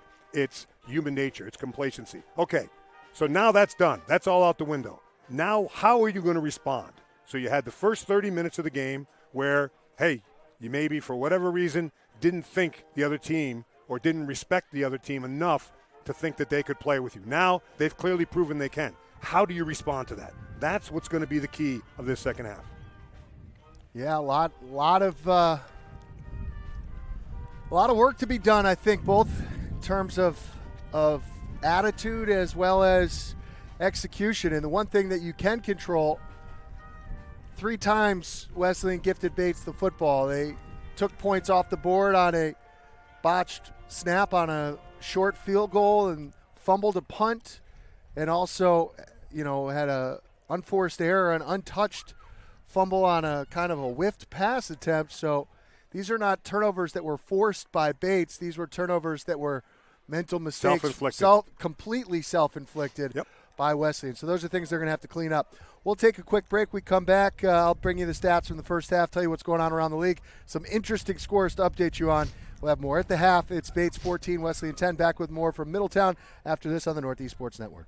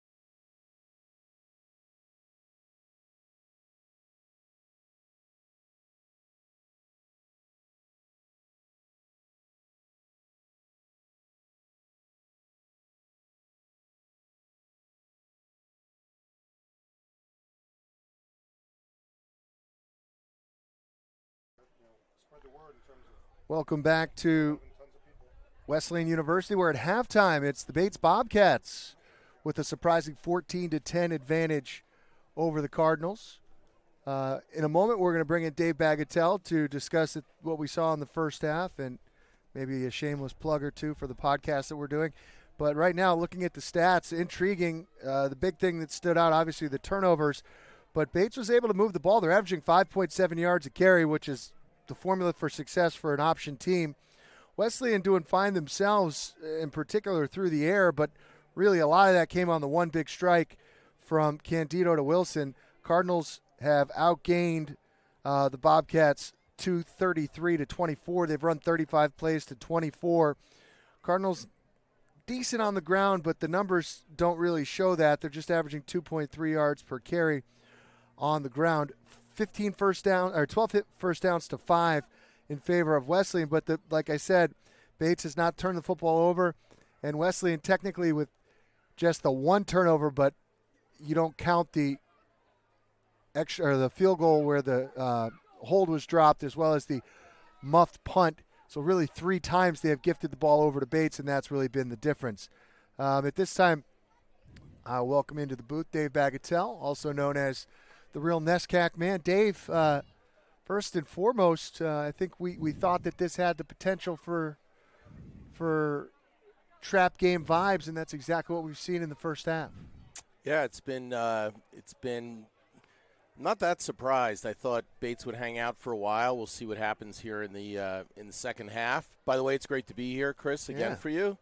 Thanks to you and Coach Whalen for allowing me to hang out with you guys for a quarter every year. Really enjoy this. Look forward to it every year. But and I enjoy doing the, as you said, shameless plug. Love doing the 9 Weeks NESCAC podcast with you every week. So we're having a lot of fun. Yeah, so for those who don't know, Dave and I started this podcast a few weeks ago. We're 3 episodes in. All episodes available on YouTube, Spotify. Just search 9 Weeks NESCAC. And this past week we spoke with Coach Raymond from Williams, as well as former Wesleyan wide receiver Logan Tomlinson, who's enjoying a great graduate year at the University of New Hampshire. So check out those interviews and more. We give previews and predictions of games and recaps of the previous week's games. It's been a lot of fun. And, this week, as we look at the out-of-town scoreboard, it's seemingly one of those weeks, Dave, where you just don't know what's going to happen. Williams jumped out to a 14-0 lead against Trinity in Hartford. The Bantams have responded in kind with 2 quick touchdowns. That game's now knotted at 14 apiece. Tufts seemingly has bounced back. They lead Amherst big, 18-0 last time I saw that score. It's still 18-0 at the half. Hamilton 14, Bowdoin 21. Both teams looking for their first win. And Colby continuing to be a tough out as they are knotted up in Vermont at 10 with Middlebury. So really balanced Saturday so far. Dave, we're talking about that first half that we saw. Coach and I were discussing this earlier, but this as a former player. If you don't come out on a Saturday with the mentality that you have to fight for every single play against the team that is desperately hungry to change the narrative of their program, these are the kind of things you see. I think the Cardinals feel pretty fortunate that it's just 14-10 at the break because it could have been much worse. Absolutely. I mean, this is classic trap game. Wesleyan coming in 2-0. Bates obviously 0-2. Has struggled. They didn't win a game last year. They haven't won a football game since 2022. And big rivalry. This is a big game for Coach Coyne, sort of like Williams is for Coach DeCenzo. Coach Coyne played here, coached here. He's obviously an alum. So this is an important game for them. Wesleyan has made a few mistakes, and kudos to the Bobcats. They've capitalized on those mistakes. I think Wesleyan's got to come out here in the second half and sort of show what they are. They've got to get right out on it and jump out back to the lead and sort of take away the momentum. That Chase Wilson touchdown, by the way, was huge because it was 3rd and long, and Wesleyan's down 14-3 and potentially punting there, and you don't know what could happen there before the half. So Wesleyan to close it down to 4 points by halftime. That's that's a big thing for them, I think.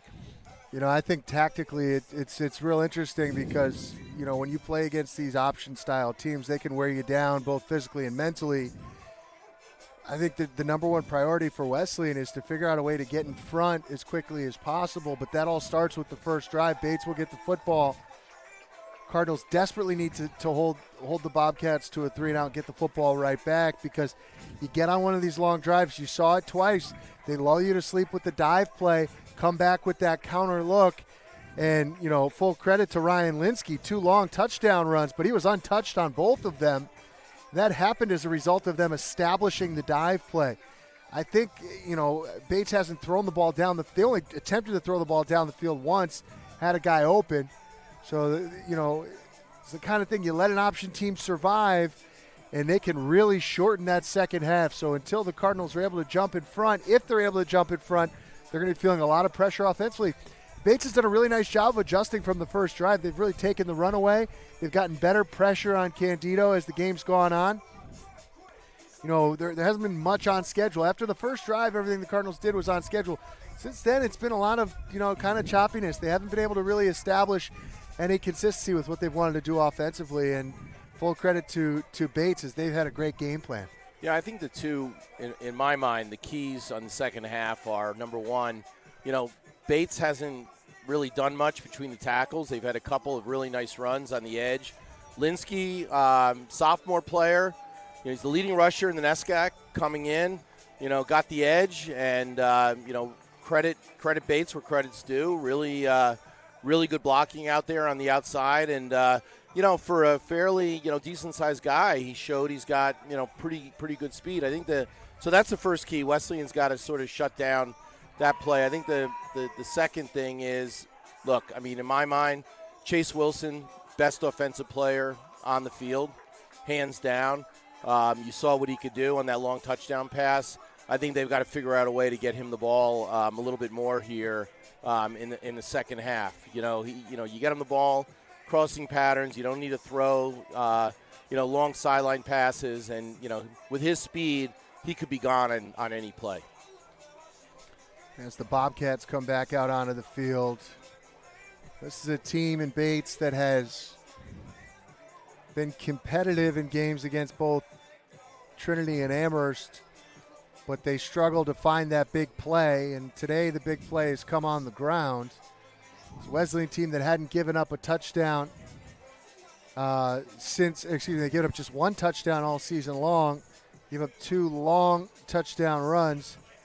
And, against an option team, you fear is that your defense is going to wear out and tire down. Bates' offense wasn't on the field that much in the first half. They really just had the one drive that was fairly substantial. Cardinals only punted once, and that was on the last drive of the half with less than a minute to go. So, it's kind of a polar opposite of what we saw last week, in that Tufts had the football but was unable to turn field goals into touchdowns. We saw Wesleyan settle for 2 short field goals, one of which they didn't even get to attempt. So it's going to be it'll be an interesting 30 minutes, that's for sure. Great opportunity for Wesleyan to improve to 3-0, but the only way they're going to be able to do that is to play a very clean second half, and 3 times giving the ball to the opposition. It's going to be tough. You're -3 to win a football game. Yeah, Bates all year has had issues with turnovers. I think they were -5 coming in. Wesleyan did a good job taking the ball away from their opponents. And interestingly enough, Bates was clean in the first half, and more or less, as you noted, they forced essentially 3 turnovers on Wesleyan. So I think at the end of the game, second half, that's what it's going to come down to, is winning the battle of the turnovers. If Wesleyan plays clean, kind of does their thing, and they should be able to come away with the win, I think.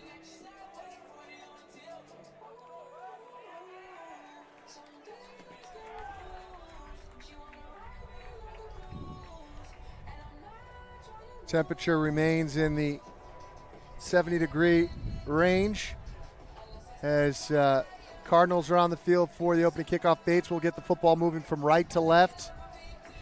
as the wind is at the back of Hammond, who will handle the kickoffs for the Cardinals. Bates in the white uniforms, trimmed in garnet with garnet pants and helmets, with a Bobcat on one side and the numeral on the other. Cardinals in the red jerseys with black numbers, white trim, black helmets, black pants with a fierce Cardinal on the side.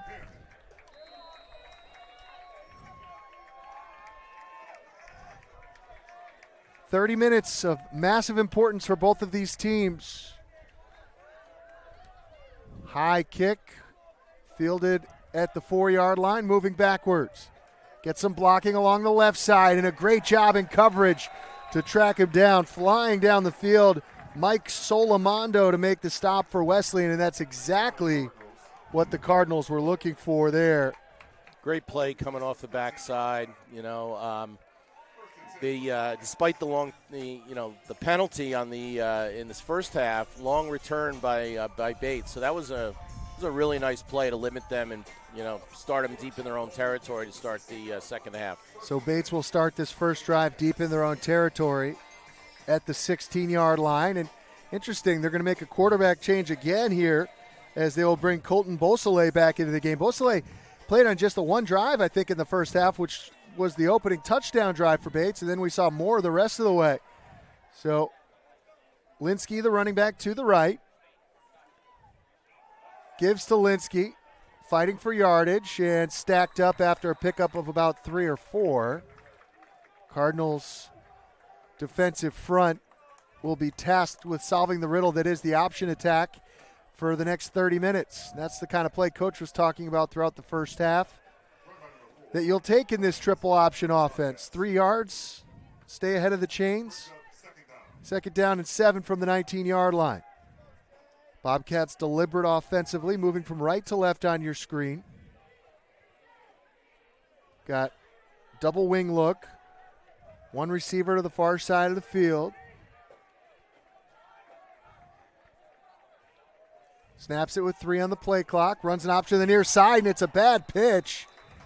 I think that was a forward. Now they'll say that was a lateral, so that would have been a fumble, or they call it an incomplete pass. I think that was a forward lateral. So it was an incomplete pass. Can't see if they moved it. No, they did call it a lateral, so they moved it back. They were stopping the clock because he ran out of bounds. That's the thing with that option. I mean, I ran the veer in high school, and, my feeling is it goes one direction, backwards. Yeah, could. It could. When run well, though, it's a thing of beauty. Not the kind of situation you want here for Bates, 3rd down and long. They're going to look to pass. Straight drop back, takes a shot deep, has a man open, and it's caught. And he's going to go the distance at the 30, 20, 10, 5, touchdown, no flags. Ryan Gleason, and now a late flag. That's going to be a celebration penalty, I think, against the Bobcats. But let's wait and see. Might just be a sideline warning. Holy cow. Single coverage on the far side of the field. A perfectly thrown ball, just one receiver route. Really nice pass there, Chris. Right on it. Perfect Pass, but how can you not have help over the top on a 3rd and long? It's a sideline warning against Bates. It's a killer. Can't allow that. 3rd and long. Pretty aggressive call there by Bates. Yeah, they're playing to win this football game. Why not? Stunned silence in Middletown.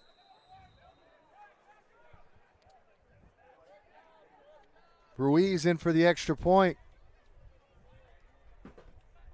Snap is good. The hold is good. The kick is up and through. So the Bobcats, with 13:37 to go in the 3rd, add to their lead. It's 21-10. It's not the start you wanted for Wesleyan there. No, I talked at halftime that it was going to be so important for the Cardinals to get a 3 and out. Well, they set themselves up for just that, but single coverage kind of pushed the Bobcats to take a shot, and they did that. They came up trumps. Again, Bates executing at a high level today, and another I don't want to call it a mistake because you're out there in single coverage, but Yeah, it was really a nice pass by Wesleyan. I mean, he set the Bates single-season passing yardage record last year. I think passing touchdowns as well. Guy can throw the ball if you give him the time. Wesleyan did not put any pressure on him, and he had time to just throw it over the top of the Wesleyan defender. So really, hats off to Bates on that play. Cardinals are going to have to, I'm not going to sugarcoat this. They're going to have to play flawless offensive football because Bates is going to be able to use a lot of clock on offense the rest of the way. And that punt is live. That kickoff is live, fielded by Ween at the 15-yard line. He's wrapped up as a flag comes flying in late.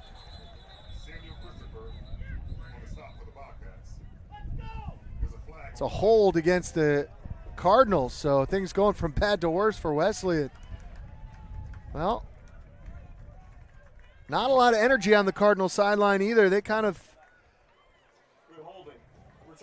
Not the start you wanted the second half here. So Wesleyan will start this drive deep in their own territory at the 11-yard line, trailing by 11. If you're Bates, keep the momentum going.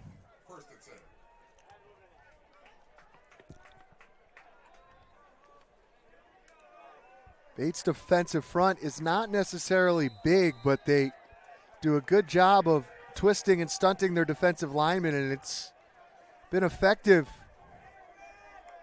as of late. Candido takes the snap, a speed option to the left, flips it to Flynn, gets a block at the 10, outside at the 15, fighting for yardage across the 20 as a flag comes flying in, and that's either going to be a hold or a face mask, and I think it's going to be a hold. Or is it a sideline warning? That might be another sideline warning against Bates. I think it is. No, it's a hold. That's going to come back. Down the field. Well, I didn't see anyone even down there, so that's going to be a holding call.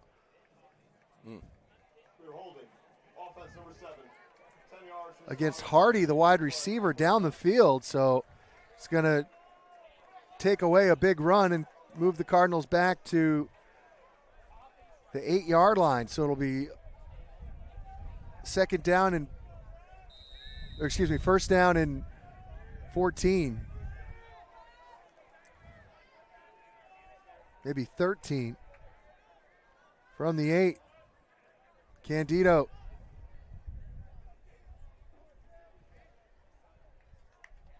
Takes the snap with 10. Looks right. Throws it outside, caught by Ang. His first catch of the day. Slips a tackle, forced out of bounds at the 20. See what kind of tempo the Cardinals play with now.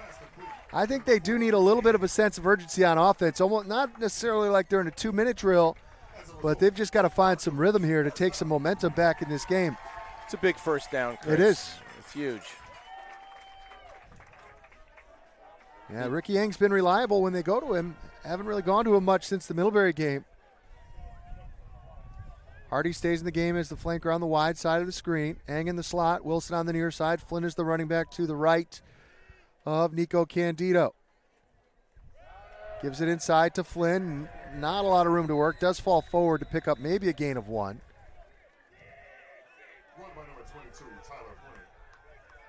The Bates defensive line, although I don't think they have a sack yet, I mean, they've done a good job. I mean, as you said, they're undersized, but they're quick, strong, and they're getting penetration, which certainly helps, especially in these running plays.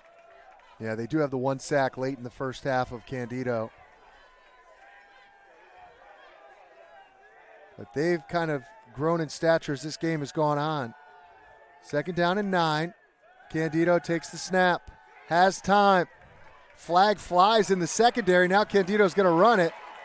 And he will step out of bounds at the 32-yard line. Let's wait and see what the flag is.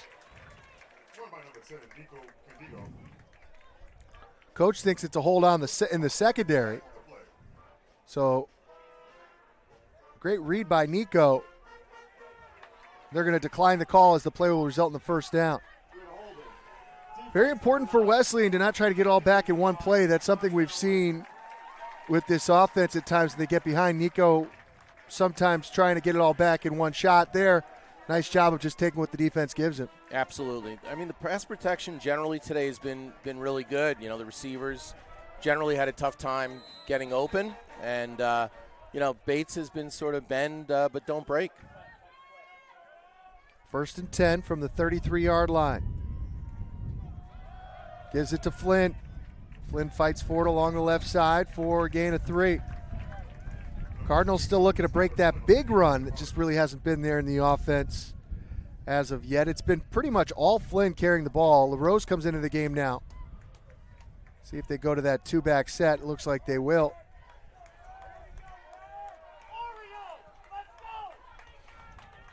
.11:05 to play in the third. The 0-2 Bobcats on the road leading the 2-0 Cardinals.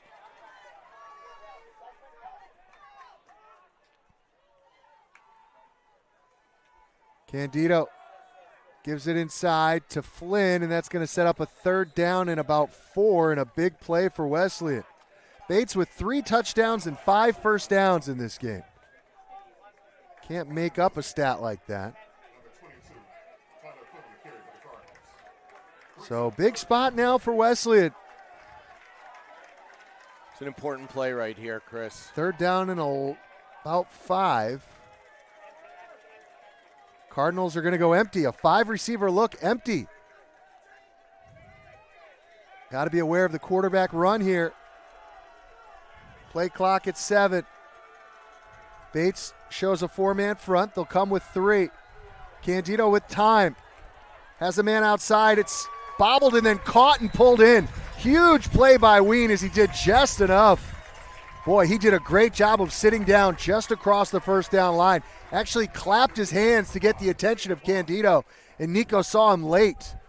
Good job by Nico there. You know, good pass protection. Very good coverage by Bates, but good job by Ween sort of finding the opening in the secondary. That's a huge play to keep this offense on the field.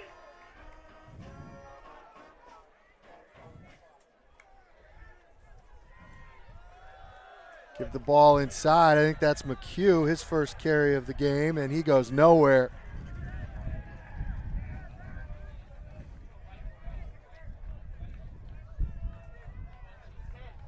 And McHugh a little shaken up on the play as LaRose will check back in for him.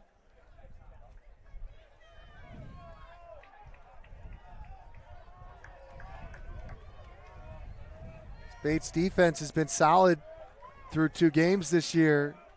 Haven't been able to play with a lead, and now they have that. So different opportunity for the Bobcats. Trying to keep a lead and get across the line. Candido with time. Flings it outside to LaRose.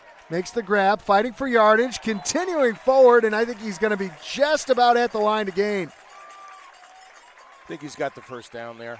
Haven't signaled yet, and now they do signal 1st down. That's a big play. Chris, whatever happened to the measurement in college football? It's a great question.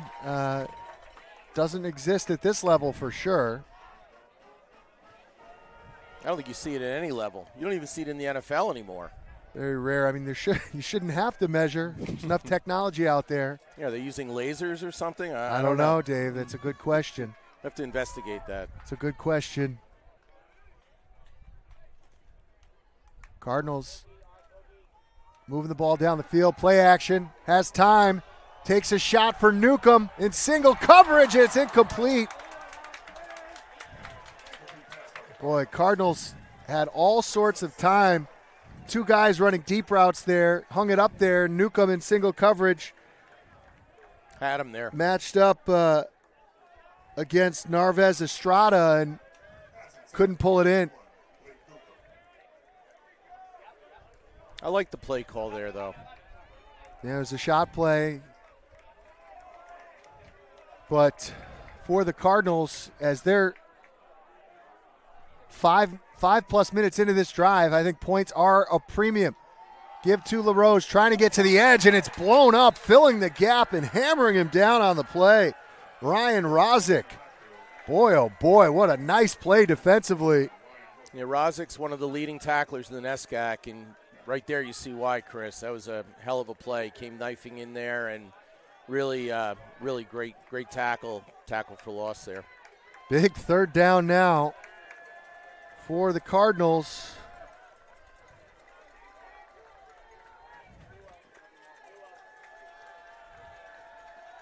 So they got bump and run coverage on Wilson on the far side of your screen. Takes the snap. Come with 4, looking for Wilson. Over the top, a lot of Little early. no flag on the play. The Cardinals wanted pass interference. Looked like he got there a little early, Chris. Looked like there was a little grace as well, but no flag on the play. So the Cardinals are going to have to punt. That drive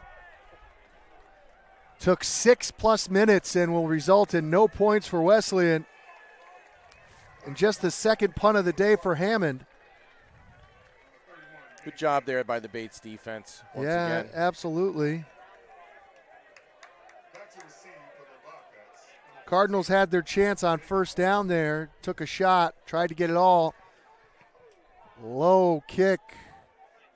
Fielded at the 10. Makes one man miss and then is corralled after a pickup of about 2 by Jake Walters. So Bates will start at the 13-yard line.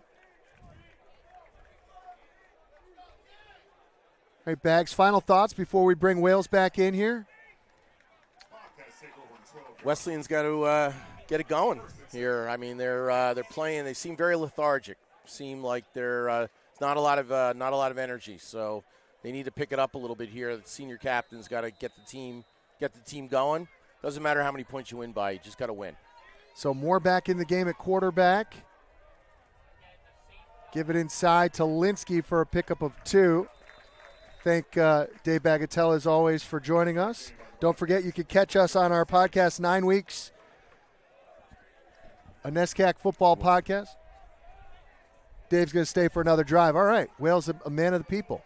It's probably putting out fires left and right. I'm going to have to ask for a raise.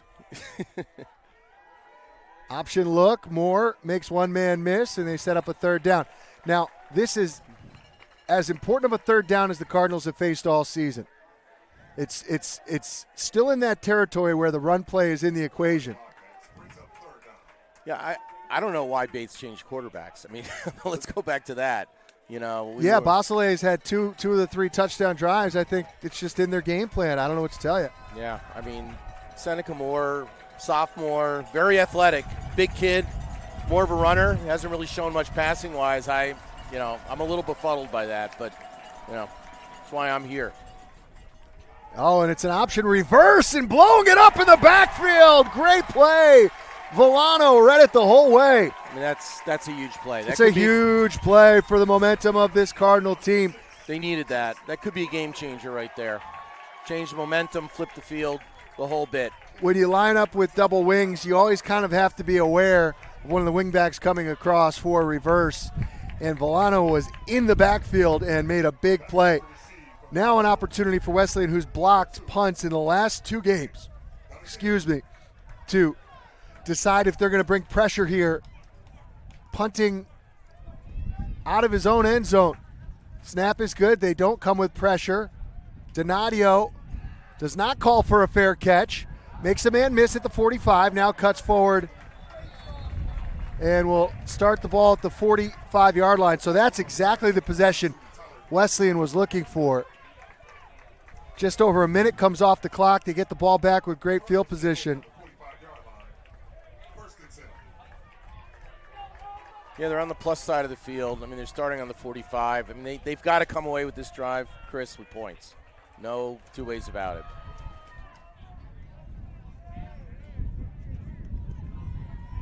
So the Cardinals will come out in this 2-back set with Wilson and Newcomb, the 2 wide receivers. Gardner, the tight end, lined up on the left side. Fake the give. Has time, nobody open. Candido escapes, now fires late. It's caught by Gardner. They're going to rule him inbounds.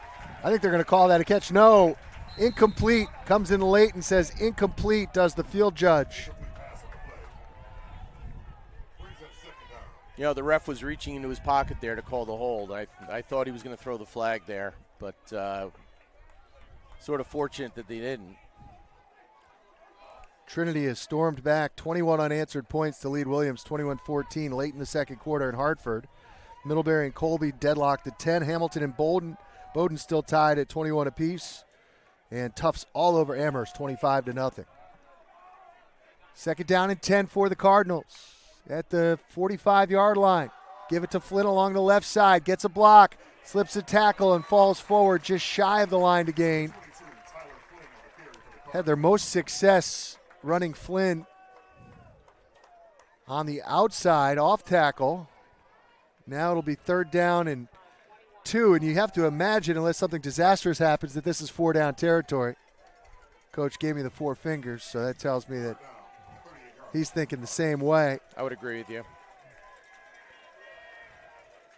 Defense knows that too, so how aggressive are you on this play call? I like his short pass, kind of roll out Candido to the right, wide side of the field, and, see what happens. Bates showing pressure, and they will come with an extra man. Candido calls his own number. It's blown up. A flag comes flying in. That's a huge call because that's either going to be a legal formation or offside against the defense, and it's going to be an illegal formation against Wesleyan. So that'll move him back 5 yards. Play was blown up from the start, so now a decision for Bates. Got to think he's going to decline the call. Yep. So it's going to bring up fourth down. Wesleyan's got to go for it here. Absolutely. Big play here, Chris.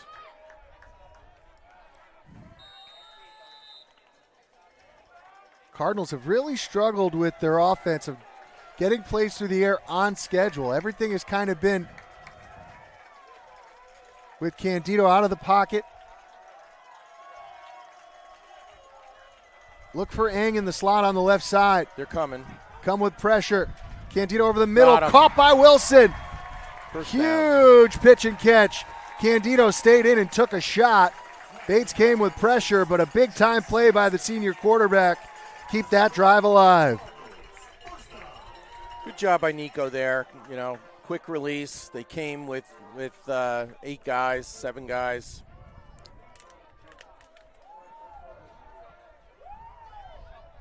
.335 to go. Cardinals, in theory, could settle for 3 here, but really need a touchdown on this drive. This third quarter is flying by. Candido sends Wilson in motion. Looks right, steps up, has time, looks for Wilson in the end zone. Double covered and almost intercepted. Just a little late on that. He had him just a second late on that pass. Good job by Bates on the coverage. That ball hung up in the air. Again, I think the problem that Wesleyan has right now from an offensive standpoint is they're trying to get it all back in one play. And you get to this point in the field, it's fool's gold. I understand you want that touchdown, but you got to take what the defense is giving you. And the amount of time that the offensive line is allowing for Candido to throw the football cannot afford to turn the ball over. And they were very fortunate that 2 Bates corners collided there. Flings it outside for Eng, gets a block from Hardy, and a flag comes flying, and that's going to be a hold on Hardy. That was there for everyone to see, and that's a huge penalty against the Cardinals. It's his second one in this quarter. Turnovers, penalties, drops, unforced errors, every single one of those stats going against the Cardinals right now. But like you said, take what the defense is giving you. They're doing a good job in those short passes. They're big cushions on them. Just take it. Yeah, but now unfortunately off the holding call, you're going to be faced with a second down. The fortunate break for the Cardinals is they called the hold well down the field. It's a spot foul, yeah. So it's going to set up about a 2nd and 13 as opposed to 2nd and 20. As soon as the officials figure out where to mark the football.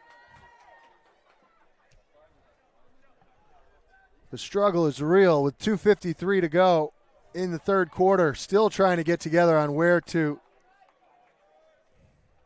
spot the ball.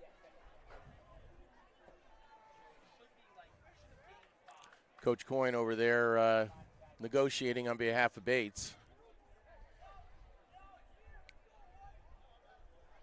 No, they're going to mark it from. They're going to mark it from the line of scrimmage.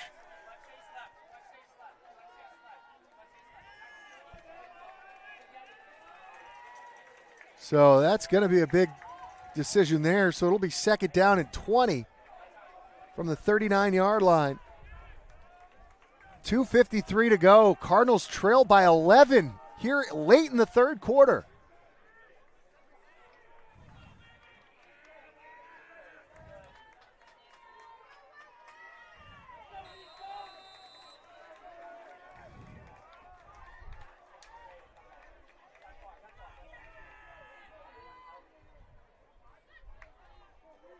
Candido steps up, has to run, slips a tackle, slides down. That's actually a pretty good gain there, and that'll set up third down and manageable, and you're still kind of thinking about two plays here, you'd imagine. Inside 3 minutes to go in the third, you're going to spot the football where he started his slide. So it'll be third down at about 13.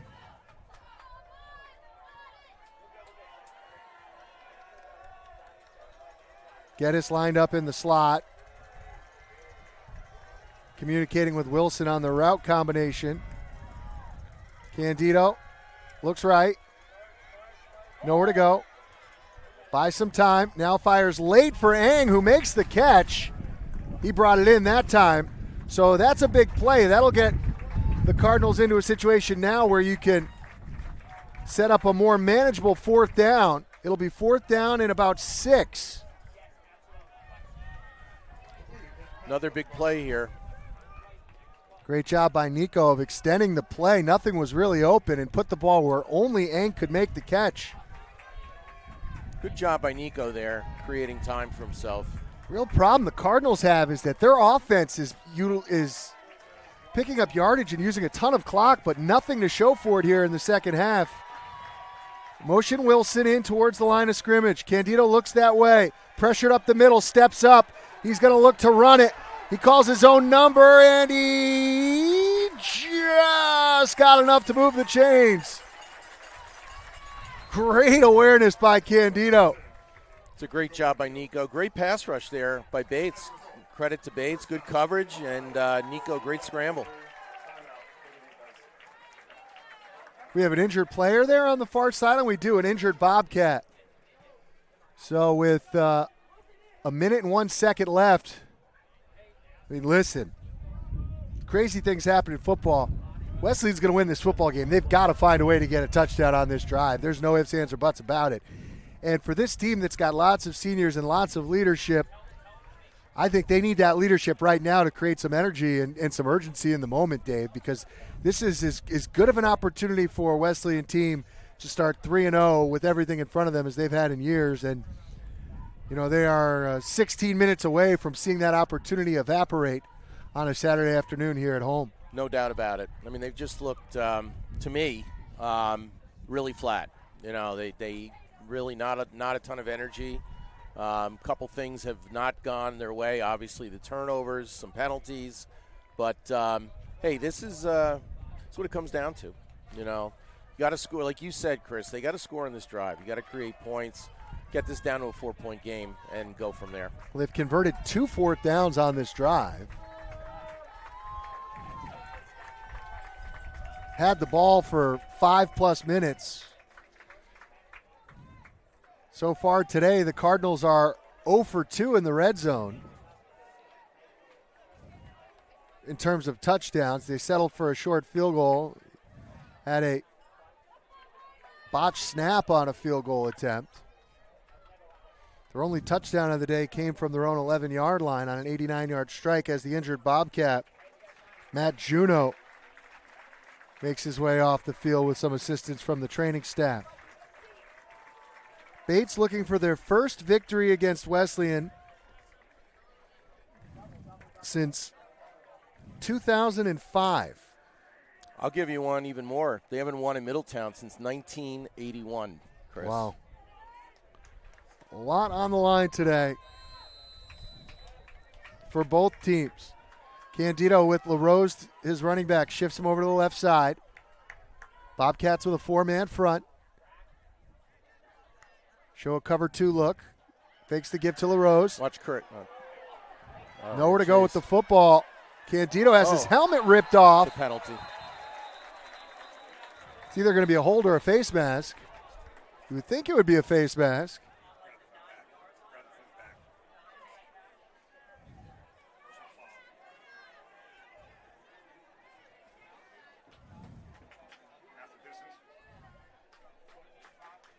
Should be half the distance. Yeah, does Nico have to come out of the game? 'cause his No, helmet came off? no. Only if your helmet comes off on an infraction by the opposite team, you do not have to come out of the game. Got it. So that's a big play. They had him dead to rights on a sack. It's an automatic first down, half the distance to the goal. So Bates did everything right. That's really the first through just about 44 plus minutes of this game. That's the first mental mistake, really, that Bates has made in this football game. Played nearly a clean football game. Have to have 6 points here.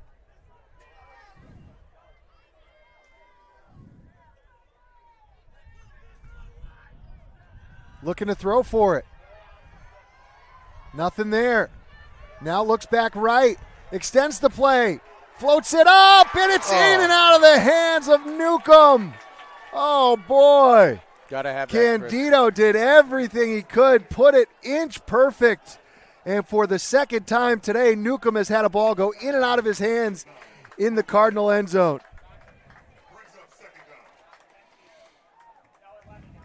Just a scramble drill there. 23 seconds left in the third quarter.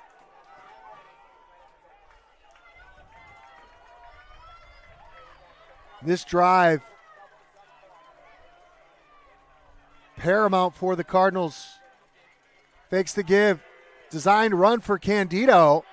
It's an interesting play call. A designed quarterback sweep to the right side and nothing doing. Into the short side of the field. Yeah, that's going to be the final play of the quarter. Boy, oh boy. Missed opportunities for the Cardinals. So only one score in the third, and it came on a long pass for the Bobcats on the first drive of the quarter. I want to thank Dave Bagatelle again. We'll see you later this afternoon. You can catch our podcast 9 Weeks NESCAC featuring Dave and myself on all forms of podcasting. We'll be back. Coach Whalen will join me after 3. Bates trying to pull a shocker, leads 21-10. Thanks, Chris.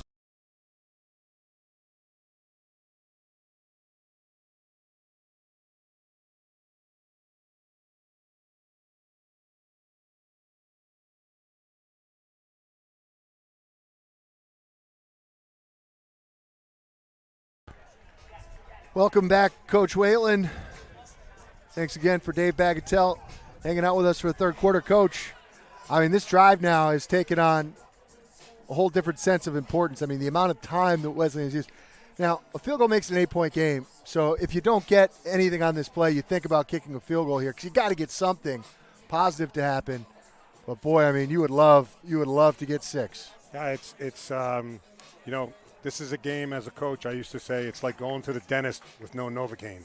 It's painful. It's painful, and just the lack of focus, concentration, whatever you want to say, the ability to make big plays, and then the turnovers. You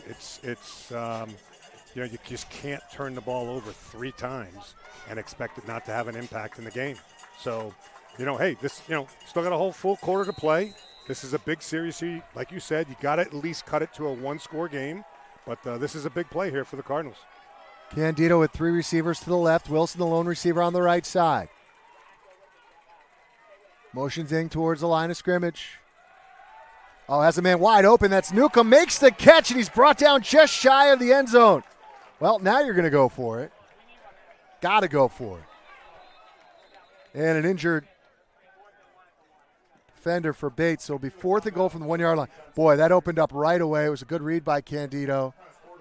Perhaps you want to focus on making the catch after dropping the previous pass, but perhaps that was a No, it was a great job by Nico, and the best thing he did there was he stood in there and knew he was going to take a shot because an unblocked man was right in his face, and he held the ball long enough for the receiver to get open. 4th and goal here, Coach. Inside the 1. What's your play call? I mean, they've struggled running the football here in the second half. Yeah.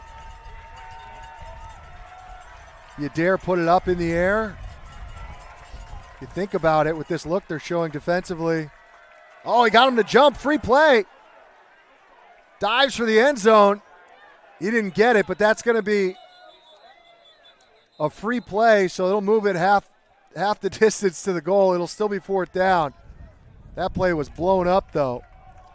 And again, this I've always said this is where being in the shotgun in these kinds of situations is the ball's inside the 1. Now it's going to be like, and you don't have quarterback sneak in your repertoire, and because you don't practice it. And, as a coach, you don't want to do it because you're never under center. And so, hey, this is a tough deal. Do you have the guts to call a play like speed option in this play? Or are you going to say, hey, if we don't get this, we don't deserve to win the game? They got extra linemen in the game. Candido. 4th and goal. Got to have it. Takes the snap. Fakes the give. Rolls left. Fires late to Wilson, who's hitting the end zone. No flags. It's incomplete. The Bobcats come away with a big stop. A lot of contact there, but no flags. It's a turnover on downs. I think that was a run-pass option. I thought Candido made the right decision there based on the play call. He 100% made the right decision. But to look at where the ball is. Can you focus on where the ball is right now? The ball is almost touching the goal line. Right. And you can't run a quarterback sneak because you've never been under center. That's the philosophy. That's why I'm in the box and I'm not on the sidelines anymore. It's because I'm a dinosaur. But it's just something that's frustrating. It's just. But now your defense has to step up. They're going to go right to the dive here. You know that. Hand the ball off in their own end zone, fighting forward for short yardage. It's enough. Gives you breathing Linsky, room. that's right. Gives you breathing room. Yeah. Oh, you're right. I mean, it felt like the Wesleyan had the ball the entire third quarter. They did. And you have nothing. You're down 7 in the scoreboard in the third quarter.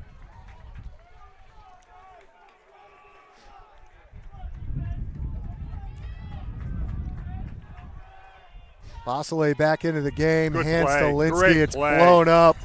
Villano's had a really good game today. He really has. That was he just came right underneath on the stunt call there and came through clean, and big play there. Big play.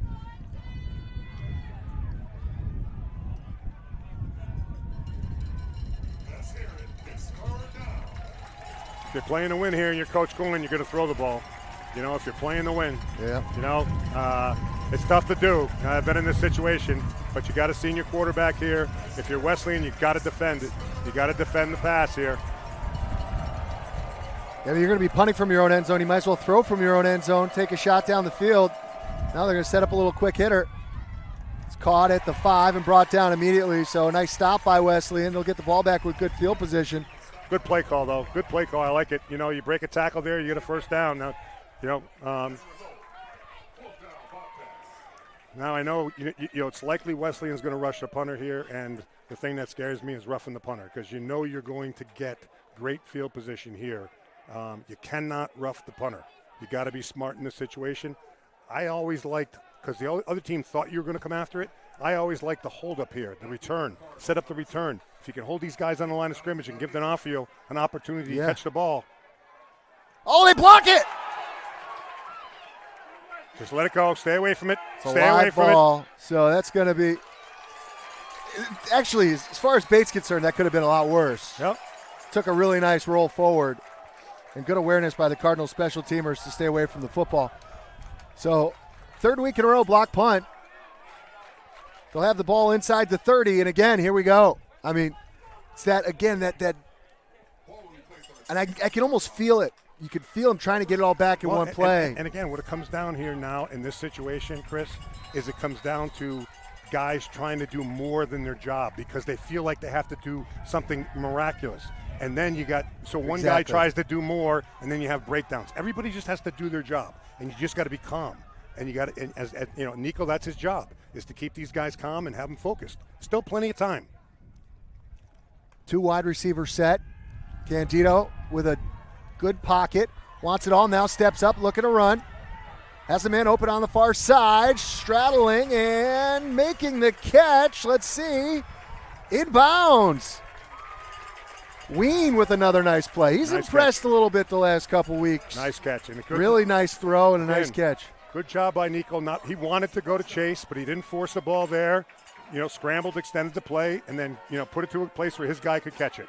Now, part of this could just be a result of how the defense is playing, but it seems like on almost every play, it's 4 or 5 seconds before the ball is released, and it's someone who's breaking off the route. Nothing is really going on schedule for the Cardinals offense. Well, again, you know, because give Bates credit because they're taking away Chase. Yep. So, and you know, that's where Nico's trying to throw the ball.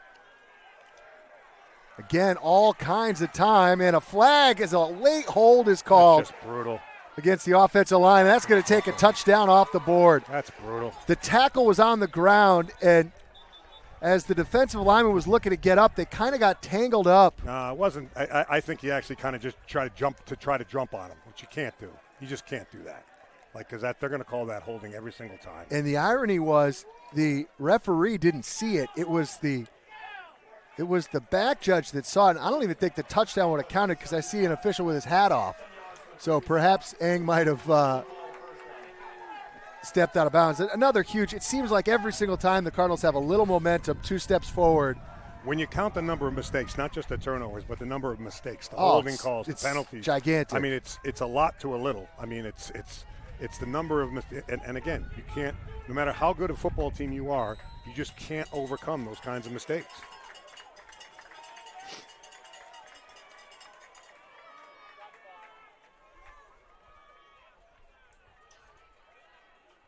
First and 20 from the 25. Candido has time, wants it for Wilson, just off his hands.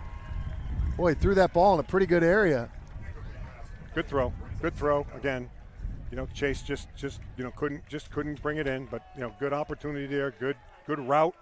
Good pass protection. That's a good football play. Didn't get the result you wanted, but it's a good football play. But again, now, you know, there's 2 guys in that area with Chase pretty much every time. Now he's out of the game now. Somebody else has got to step up. Somebody else has got to get open.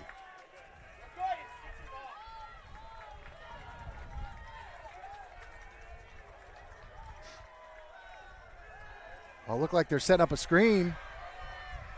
Candido flush late. Run it. Scrambling for his life and has to step out of do. bounds. Maybe picked up 2 on the play. Boy, he had Flynn open. Just couldn't get his shoulders around there. That was, Yep. that was, you know, actually might have lost a yard there. Yep, lost a yard there. So it's 3rd down and long here now. You know, now And you're not even in field goal range, probably from where you are now. So again, in this situation, if you can get half back, you don't have to score. You have to try to get half of it back. Candido, 3rd and long. Got him to him jump. again. Another Free free play. play. Take a shot. Take a shot to the end zone. Fires it up for Newcomb, and it's intercepted, I think. But it is intercepted, but it's not going to count. Oh, no, they're saying who has the football. Are they going to give Wesleyan a touchdown on this play? There's no way. And they're getting together. I mean, that ball was intercepted. Good job fighting for it. There's no way. Yeah, there's no way.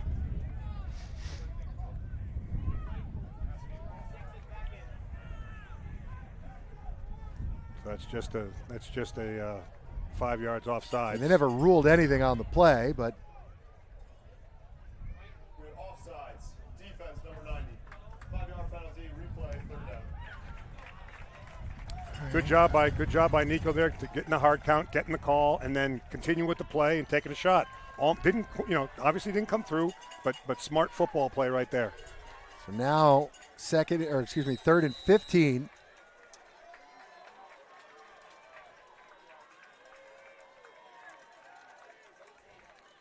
4 wideouts. Wilson lined up flanked on the left side. Candido with time. Now pressured from behind. Escapes. Oh, he has Flynn open over the middle. Throws it to him there. Catches it at the 15. Steps out of bounds. Now a decision to be made. This would be about he's going to kick the field goal. So this is big.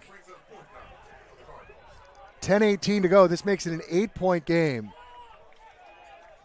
This would be a 33-yard field goal.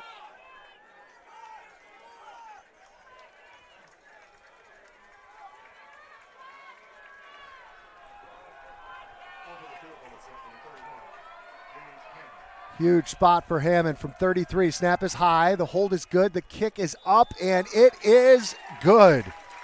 Finally, the Cardinals get some points on the board in the second half. That third down pickup by Flynn was pretty big.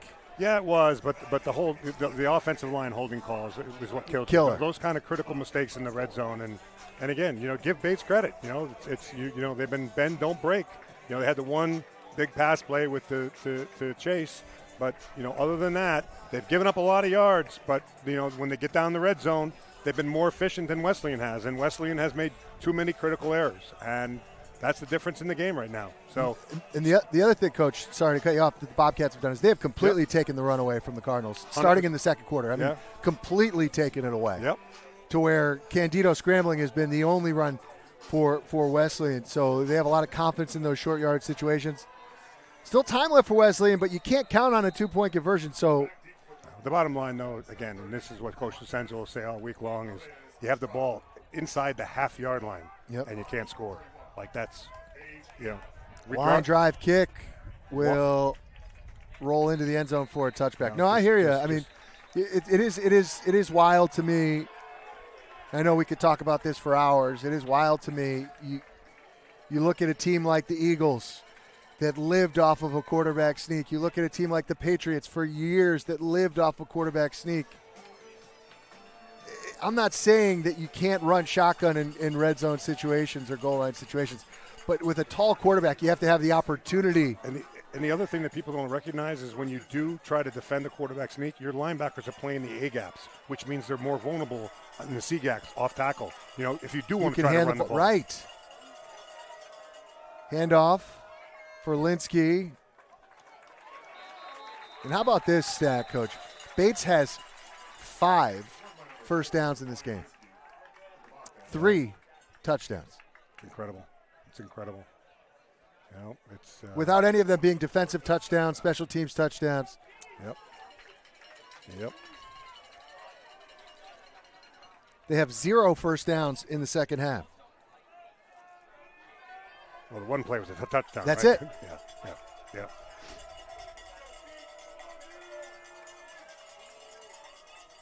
And now, going to use every second. I mean, they've been doing it anyway, but yeah. Vasile back in the game. Hands off inside. Nowhere to go. Stacked up. Volano was in there again.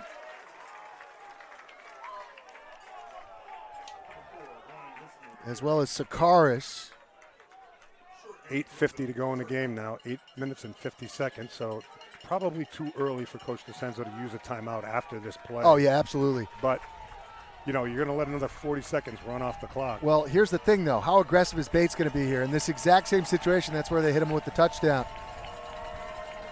You got 4 wide receivers. As well as your defense is playing, I wouldn't take too many crazy risks.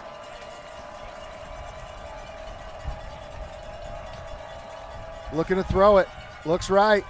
Has a man. It's caught. First down, out of bounds. Wow. Big time throw and catch. Wow. That was just way too big a cushion there. Way too big a cushion. In this situation, you just can't do that. You gotta make him at least try to throw the ball down the field on you.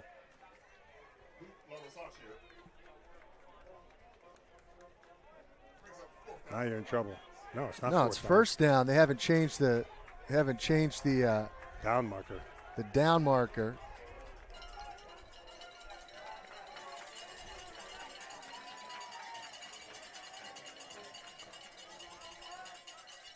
Now they do. Snap the ball with 3 on the play clock. Fling it outside. It's caught and wrapped up by Dylan Connors.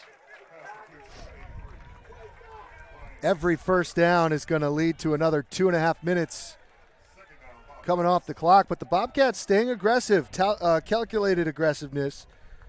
Ryan Gleason, who had the touchdown catch with those last 2 receptions for Bates. Clock down to 7 minutes to go. Cardinals need to find a way to force a turnover. Kind of getting lulled to sleep here. Fakes the give. Takes a shot over the middle, and that's a hold. That's a flag. There it comes.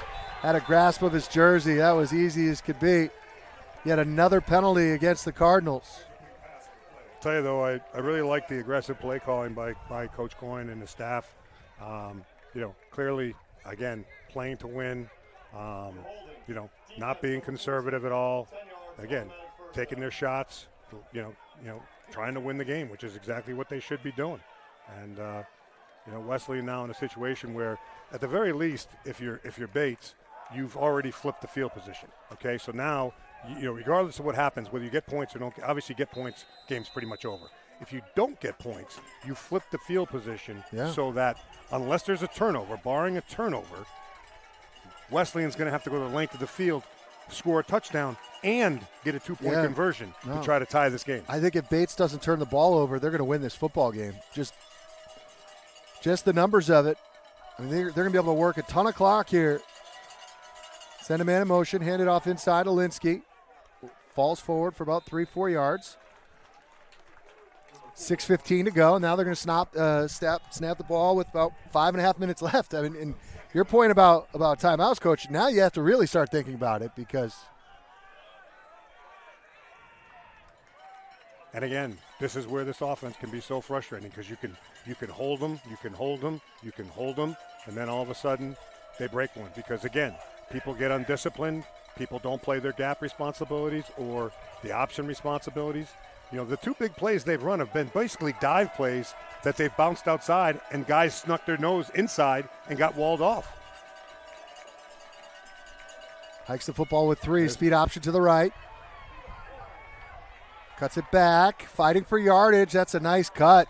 Picked up some extra yardage, and now it's going to be 3rd down and about 3. And again, the mentality of this. They might, exactly. This could be 2-down territory. The mentality of this offense is it's 4 downs. Once you get by the 50, it's a 4-down offense. So you got basically 2 downs to go 3 yards. Yeah. If you're Coach Coyne, you're giving this ball to number 4 because he's been your guy all day long. Oh, they almost got him to jump there.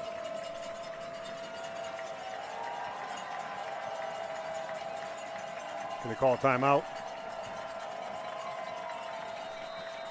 Smart. Used the entire play clock. Tried to get him to jump. So with 4:46 to go, Bates will use their first timeout.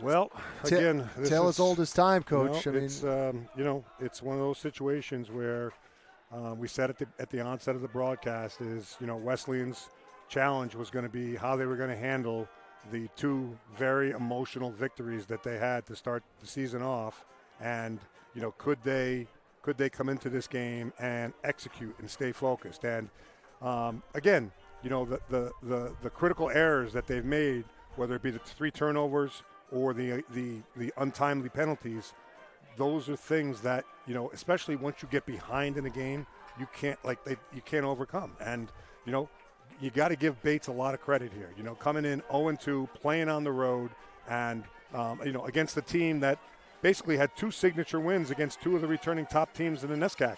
And Coach Coyne and his staff did an unbelievable job preparing their team. And once they survived the first quarter and a half, and it wasn't 14-0 Wesleyan, they knew they could win this game. Big play here, 3rd and short, looking to throw, has a man wide open, it's caught, first down, they slip the tight end. What a great play call. And I'll tell you what, another thing, Coach, They have been aggressive here in the second half with their opportunities. And that's all due to their head coach. You know, he is a winner. He won as a player, and he's won as a coach. And as a head coach, he hasn't done it yet. He won as assistant coach. He hasn't done it yet. But I'm telling you, this guy is the real deal. He is an outstanding young coach, and you know, Bates should be very proud of their team's performance today. Play clock at 5. Bosley's been fantastic this game. A low snap. Bosley recovers and hands to Linsky. Now Wesleyan's going to have to start using their timeouts here. I mean, at this point, you're inside 4 minutes to go.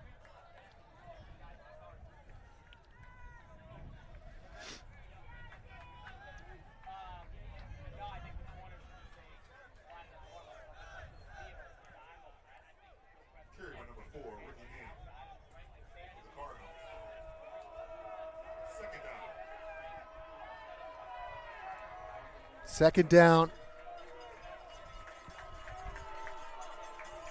Going to snap it just outside of 3 minutes to go. They motion Beltran, hand it off inside to Linsky, and a big tackle there by Donadio. Otherwise, he could have taken that one the distance. So that's going to set up a third down in about 2.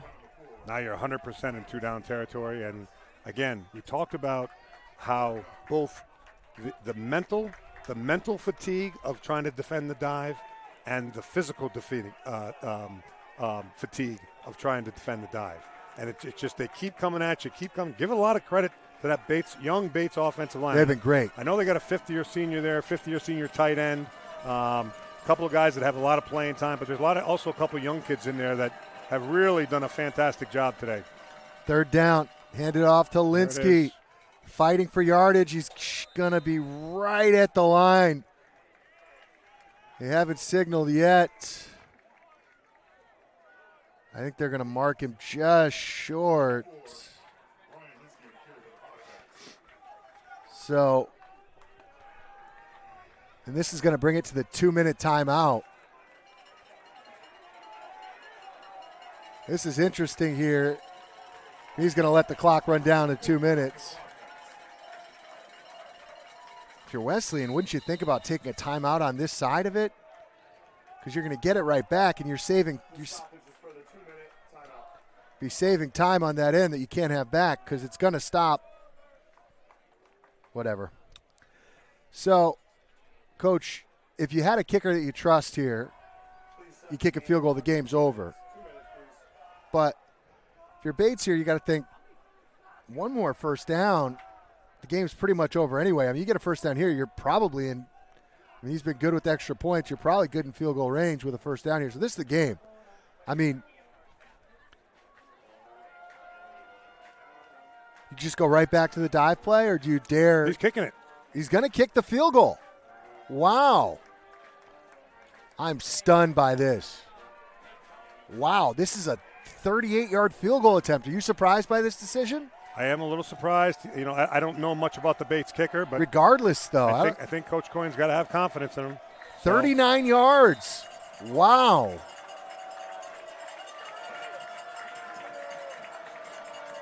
Snap is good. The hold is good. The kick is up. It looks to have the distance, and it's good. Wow. What a great Marcos Ruiz from 39 yards. I'm just going to say one thing here. Going up by 11 is great. The one issue I have is if you get the first down, the game is pretty much over. Now, Wesleyan still has all 3 timeouts. If Wesleyan can hit a big play, which they are prone to do, with or without an onside kick, they can still get the football back. Bold move making the field goal. I mean, it's fourth and less than a yard.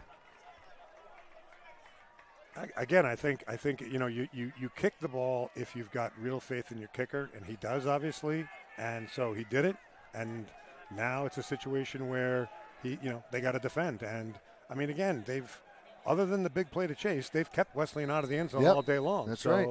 I don't second guess it really. And And now if you're Wesleyan, it's no more. It's hurry up. It's now you got to have your veteran quarterback calling them at the line of scrimmage. It's truly the don't go back to get it, son.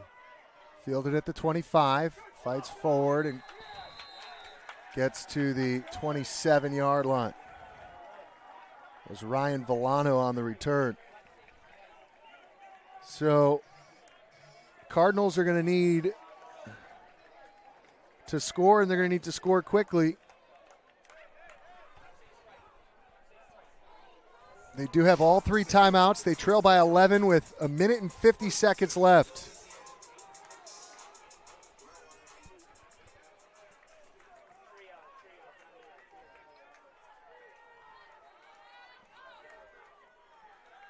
Candido rolls right.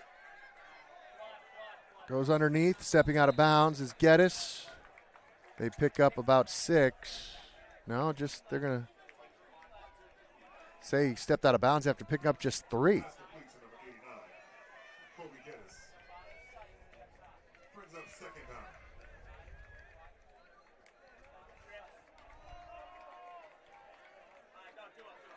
3 deep look for Bates, so they're going to make him earn it.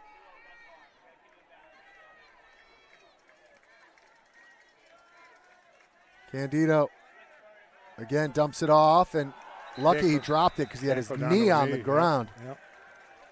Incomplete pass. Brings up third down. Again, we talk about unforced errors.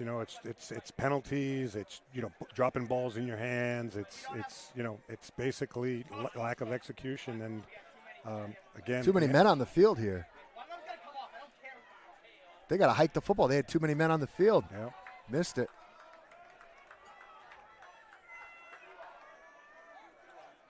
Able to get him off. 3rd down for the Cardinals. Candido takes a shot deep for Wilson. A lot of contact, and the flag comes flying in. Won't be a spot foul, but that'll give the Cardinals a 1st down and 15 yards. I think Bates has gotten away with a few potential pass interference calls in this game in the end zone. But again, they really called it the same both ways. You know what I mean? Like, Yeah. I don't. Well, Bates hasn't really thrown the ball down the field, True. so it's tricky to. Yep. There's no apples to apples there, but yeah, I hear what you're saying.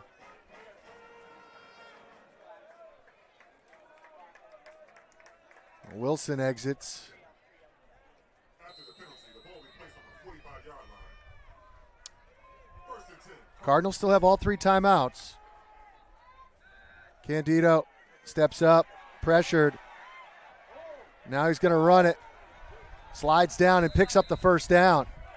So that's big. That'll stop the clock. Great vision by Nico there, making sure he got the 1st down. Slid down. Get on the ball.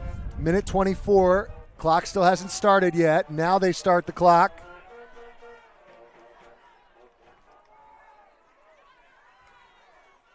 Candido takes the snap. Again, steps up. Looking for somewhere to go. Gets to the edge. Wants to throw the football. Nowhere to go. And is he intercepted? No, it's out of bounds. Out of bounds. Dropped it. Yep.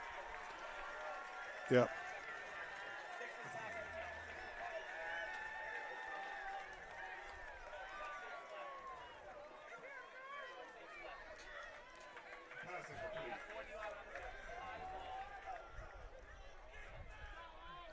Okay, again, if you can, with 3 timeouts, you could throw the ball in the middle of the field still, plenty of time there. What you got to do is, you can't make it like a Hail Mary throw. You got to try to get like half of it here. So, you're throwing your next passes from like the 20 to 25. Don't feel like you have to get it all right now. Now he's going to come back the other way. Nowhere to go. He's got to run it and step out of bounds as he does there. Yeah, again, Coach, I mean, the theory is if you could get any points here, whether it's a touchdown or a field goal, you have 3 timeouts left. Until you use one of those timeouts, in theory, Well, you have an you have to get a touchdown now, right? You can't well, get field goal makes it 8. okay. So, True. Okay. I mean, I got you. Yep. 2 scores. not Right, not ideal. Right, You'd right. love to get a touchdown on this play. Then you could think about kicking it deep if you really wanted to.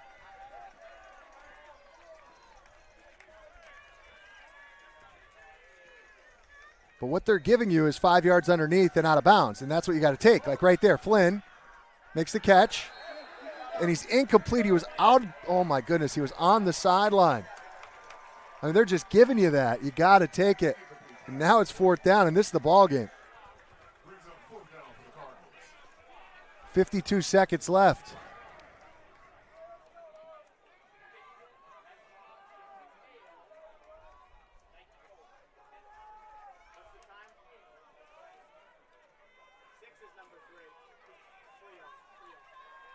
So they're in a 3 deep. Most important thing is you got to get the first down. Yeah, or the game ends. I You mean, gotta get that's the first it. down. Whether you run it, it doesn't matter. Just get the first down here. Come with just 3. All sorts of time over the middle of Wilson. He's drilled, and this helmet comes flying off. There's no flag on the play. It's an incomplete pass, and Bates is going to take over. Wow. What a play defensively.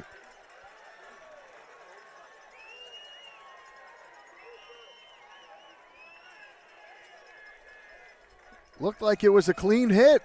And I thought when I saw the helmet come flying off that there would be a penalty, but the Bobcats are going to take over on downs. And they are 47 seconds away from a huge, huge victory.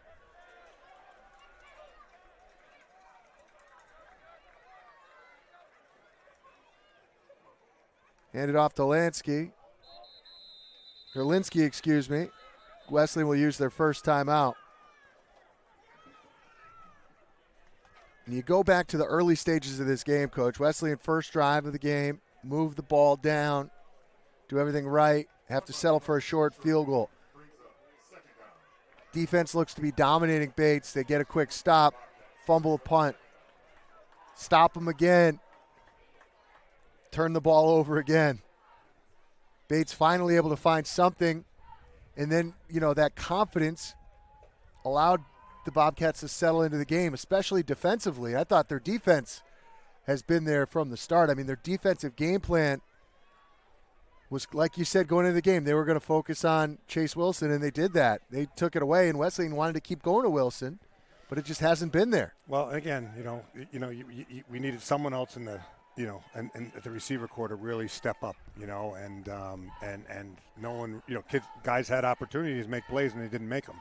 And again, you got to, this was a game that's unfortunate that Wesleyan, I think, statistically will, but at the end of the day is, the scoreboard isn't determined by statistics. It's determined by, execution and performance. And, Bates outperformed Wesleyan in terms of, lack of critical errors, and that's the turnovers and the penalties and the drop balls. Yeah, I mean, 3 times today, Wesleyan receivers had the ball hit their hands in the end zone. Yep. They didn't get points on any of those drives. Correct. They had a field goal where the snap wasn't executed. Give to Linsky. Cardinals have 2 more timeouts. They'll use one of them here.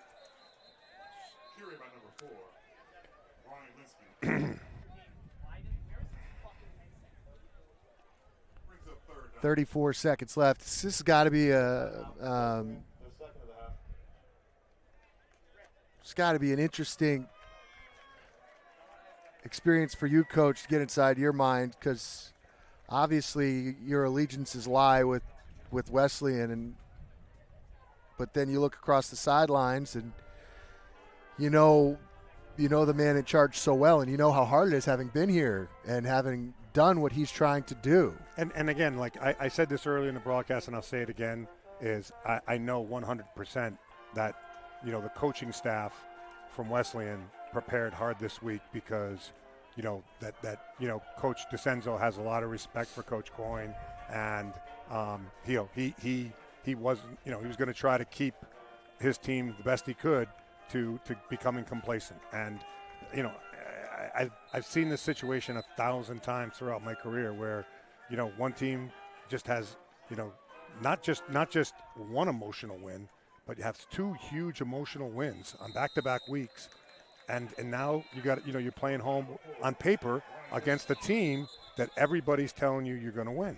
And it's just very difficult to prepare the same way, to practice the same way, to block out the noise and stay focused. And that's why, 10% of college football games every single week are won by the underdogs. And, there's no point spreads in the NESCAC, but everybody knows Bates coming in down here to Middletown. They were a definite underdog. And, again, what a day back until, say, 1981 was the last time they won a game it's a long here. time. It's a long time. It's, so, again, you got to give credit to the Bates players and the coaches. Again, it's still a lot of football to play here. It's only week 3. This is obviously not going to be an easy pill to swallow for the Cardinals. Cardinals come with pressure, and this time the punt is away. It's a short punt. Takes a Bates bounce, and he'll down it with 17 seconds left. So, the critical point here now for Wesleyan is, like, where do you go from here? Yeah, listen, you still have everything to play for. You just have no margin for error now, okay? Right. Because, what are the chances someone's going to run the table this year? Like, I don't think. Well, if they are going to run the table, they're going to have to beat Wesleyan. I mean, that's the fact of the matter. Bates comes into today's game at 0-2. Right. Wesleyan came in at 2-0, so Cardinals still control their own destiny. And as a coach, listen, there's plenty of opportunities, plenty of film coaching points here. I actually thought at times Wesleyan played some of their best football today. They just didn't execute in the critical phases. Correct. Candido, I thought Candido played really well today. I thought he was tough. He extended plays. He didn't turn. I guess the one turnover when the ball fell out of his hand. Yeah, it just slipped out of his hands. That was, that happens. It's fluky, but again, it's if that was the only turnover, you probably survive that. But with the other two and then the critical errors across the board, I don't know if Wesleyan will give up 2 more big plays like that they get defensively. The 2 plays they gave up. All 3 touchdowns that Bates scored were over 30 yards. I mean, the touchdown pass was killer at the start of the second half. And this is going to be the last play of the game, I think, with 5 seconds left, as the Bates Bobcats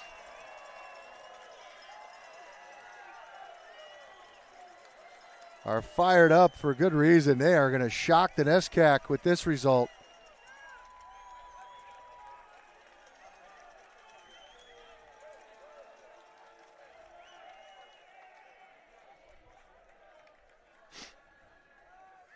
Candido, last play of the game, slings one outside, caught by Flynn at the 35-40, makes a man miss, and that's going to do it.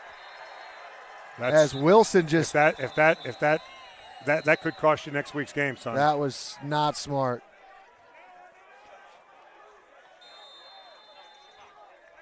The Bates Bobcats come into Middletown and come away with a humongous upset victory. Final score, Bates 24, Wesleyan 13. No flag on the play. Okay. So Bates is going to improve to 1-2. Wesleyan will drop to 2-1. Cardinals will be back in action next week. Next week they'll be at Hamilton. The next time they're home will be on the 12th, as they will take on Colby. But it will certainly be a big week of practice for the Cardinals as they look to bounce back from what has to be a very disappointing experience this afternoon. No, again, it's that's college football. The highs of the last 2 weeks and then the lows of today. And it's there's a lot of life lessons that you learn on the football field, and Wesleyan learned a tough one today. And now it's about how do you respond? What do you do? Like, do you just say the first 2 weeks we're an aberration, that you're clearly not that good of a team, or do you say that, hey, we've got to look at ourselves in the mirror and determine how we're going to prepare to go on the road and play Hamilton at home, which is a place that we've struggled to play on the road every single year. So, it's there's no easy games, and I think that's the beauty of the NESCAC right now is, that it used to be 3 or 4 teams at the top, and when you played those other teams, it was really just a foregone conclusion you're going to win the game, and that's simply not the case anymore. And again, it's there's still a lot of football to be left here in this season, and Wesleyan will need to regroup and go forward. So it's again, great win for Bates. Very happy for Coach Coyne because I know how hard he works. I know how hard his staff works. I know how hard his kids have worked. And, it's a credit to them that they came down here and did something that hadn't been done in a long, long time. So congratulations to Bates, and, wish him the best the rest of the way. And for Wesleyan, it's come back and regroup and get ready for Hamilton. Yeah, so Bates with their first win in quite a while, and it's a big one on the road at Wesleyan, handing the Cardinals their first defeat of the year. The Bobcats will be on the road, a big main matchup, taking on Colby next week. So that will be CBB. Yeah, big CBB match for them. Yeah, that's big for the Bobcats as they'll look to continue their rise. And again, full credit to Coach Coyne and the Bates Bobcats. But that's going to do it for us here today. Final score, Bates 24, Wesleyan 13 for producer Kyle Craig, Coach Mike Whalen, and thanks to Dave Bagatelle once again for jumping in. I'm Chris Grace. Been watching Wesleyan football on your home for Cardinal Athletics, the Northeast Sports Network.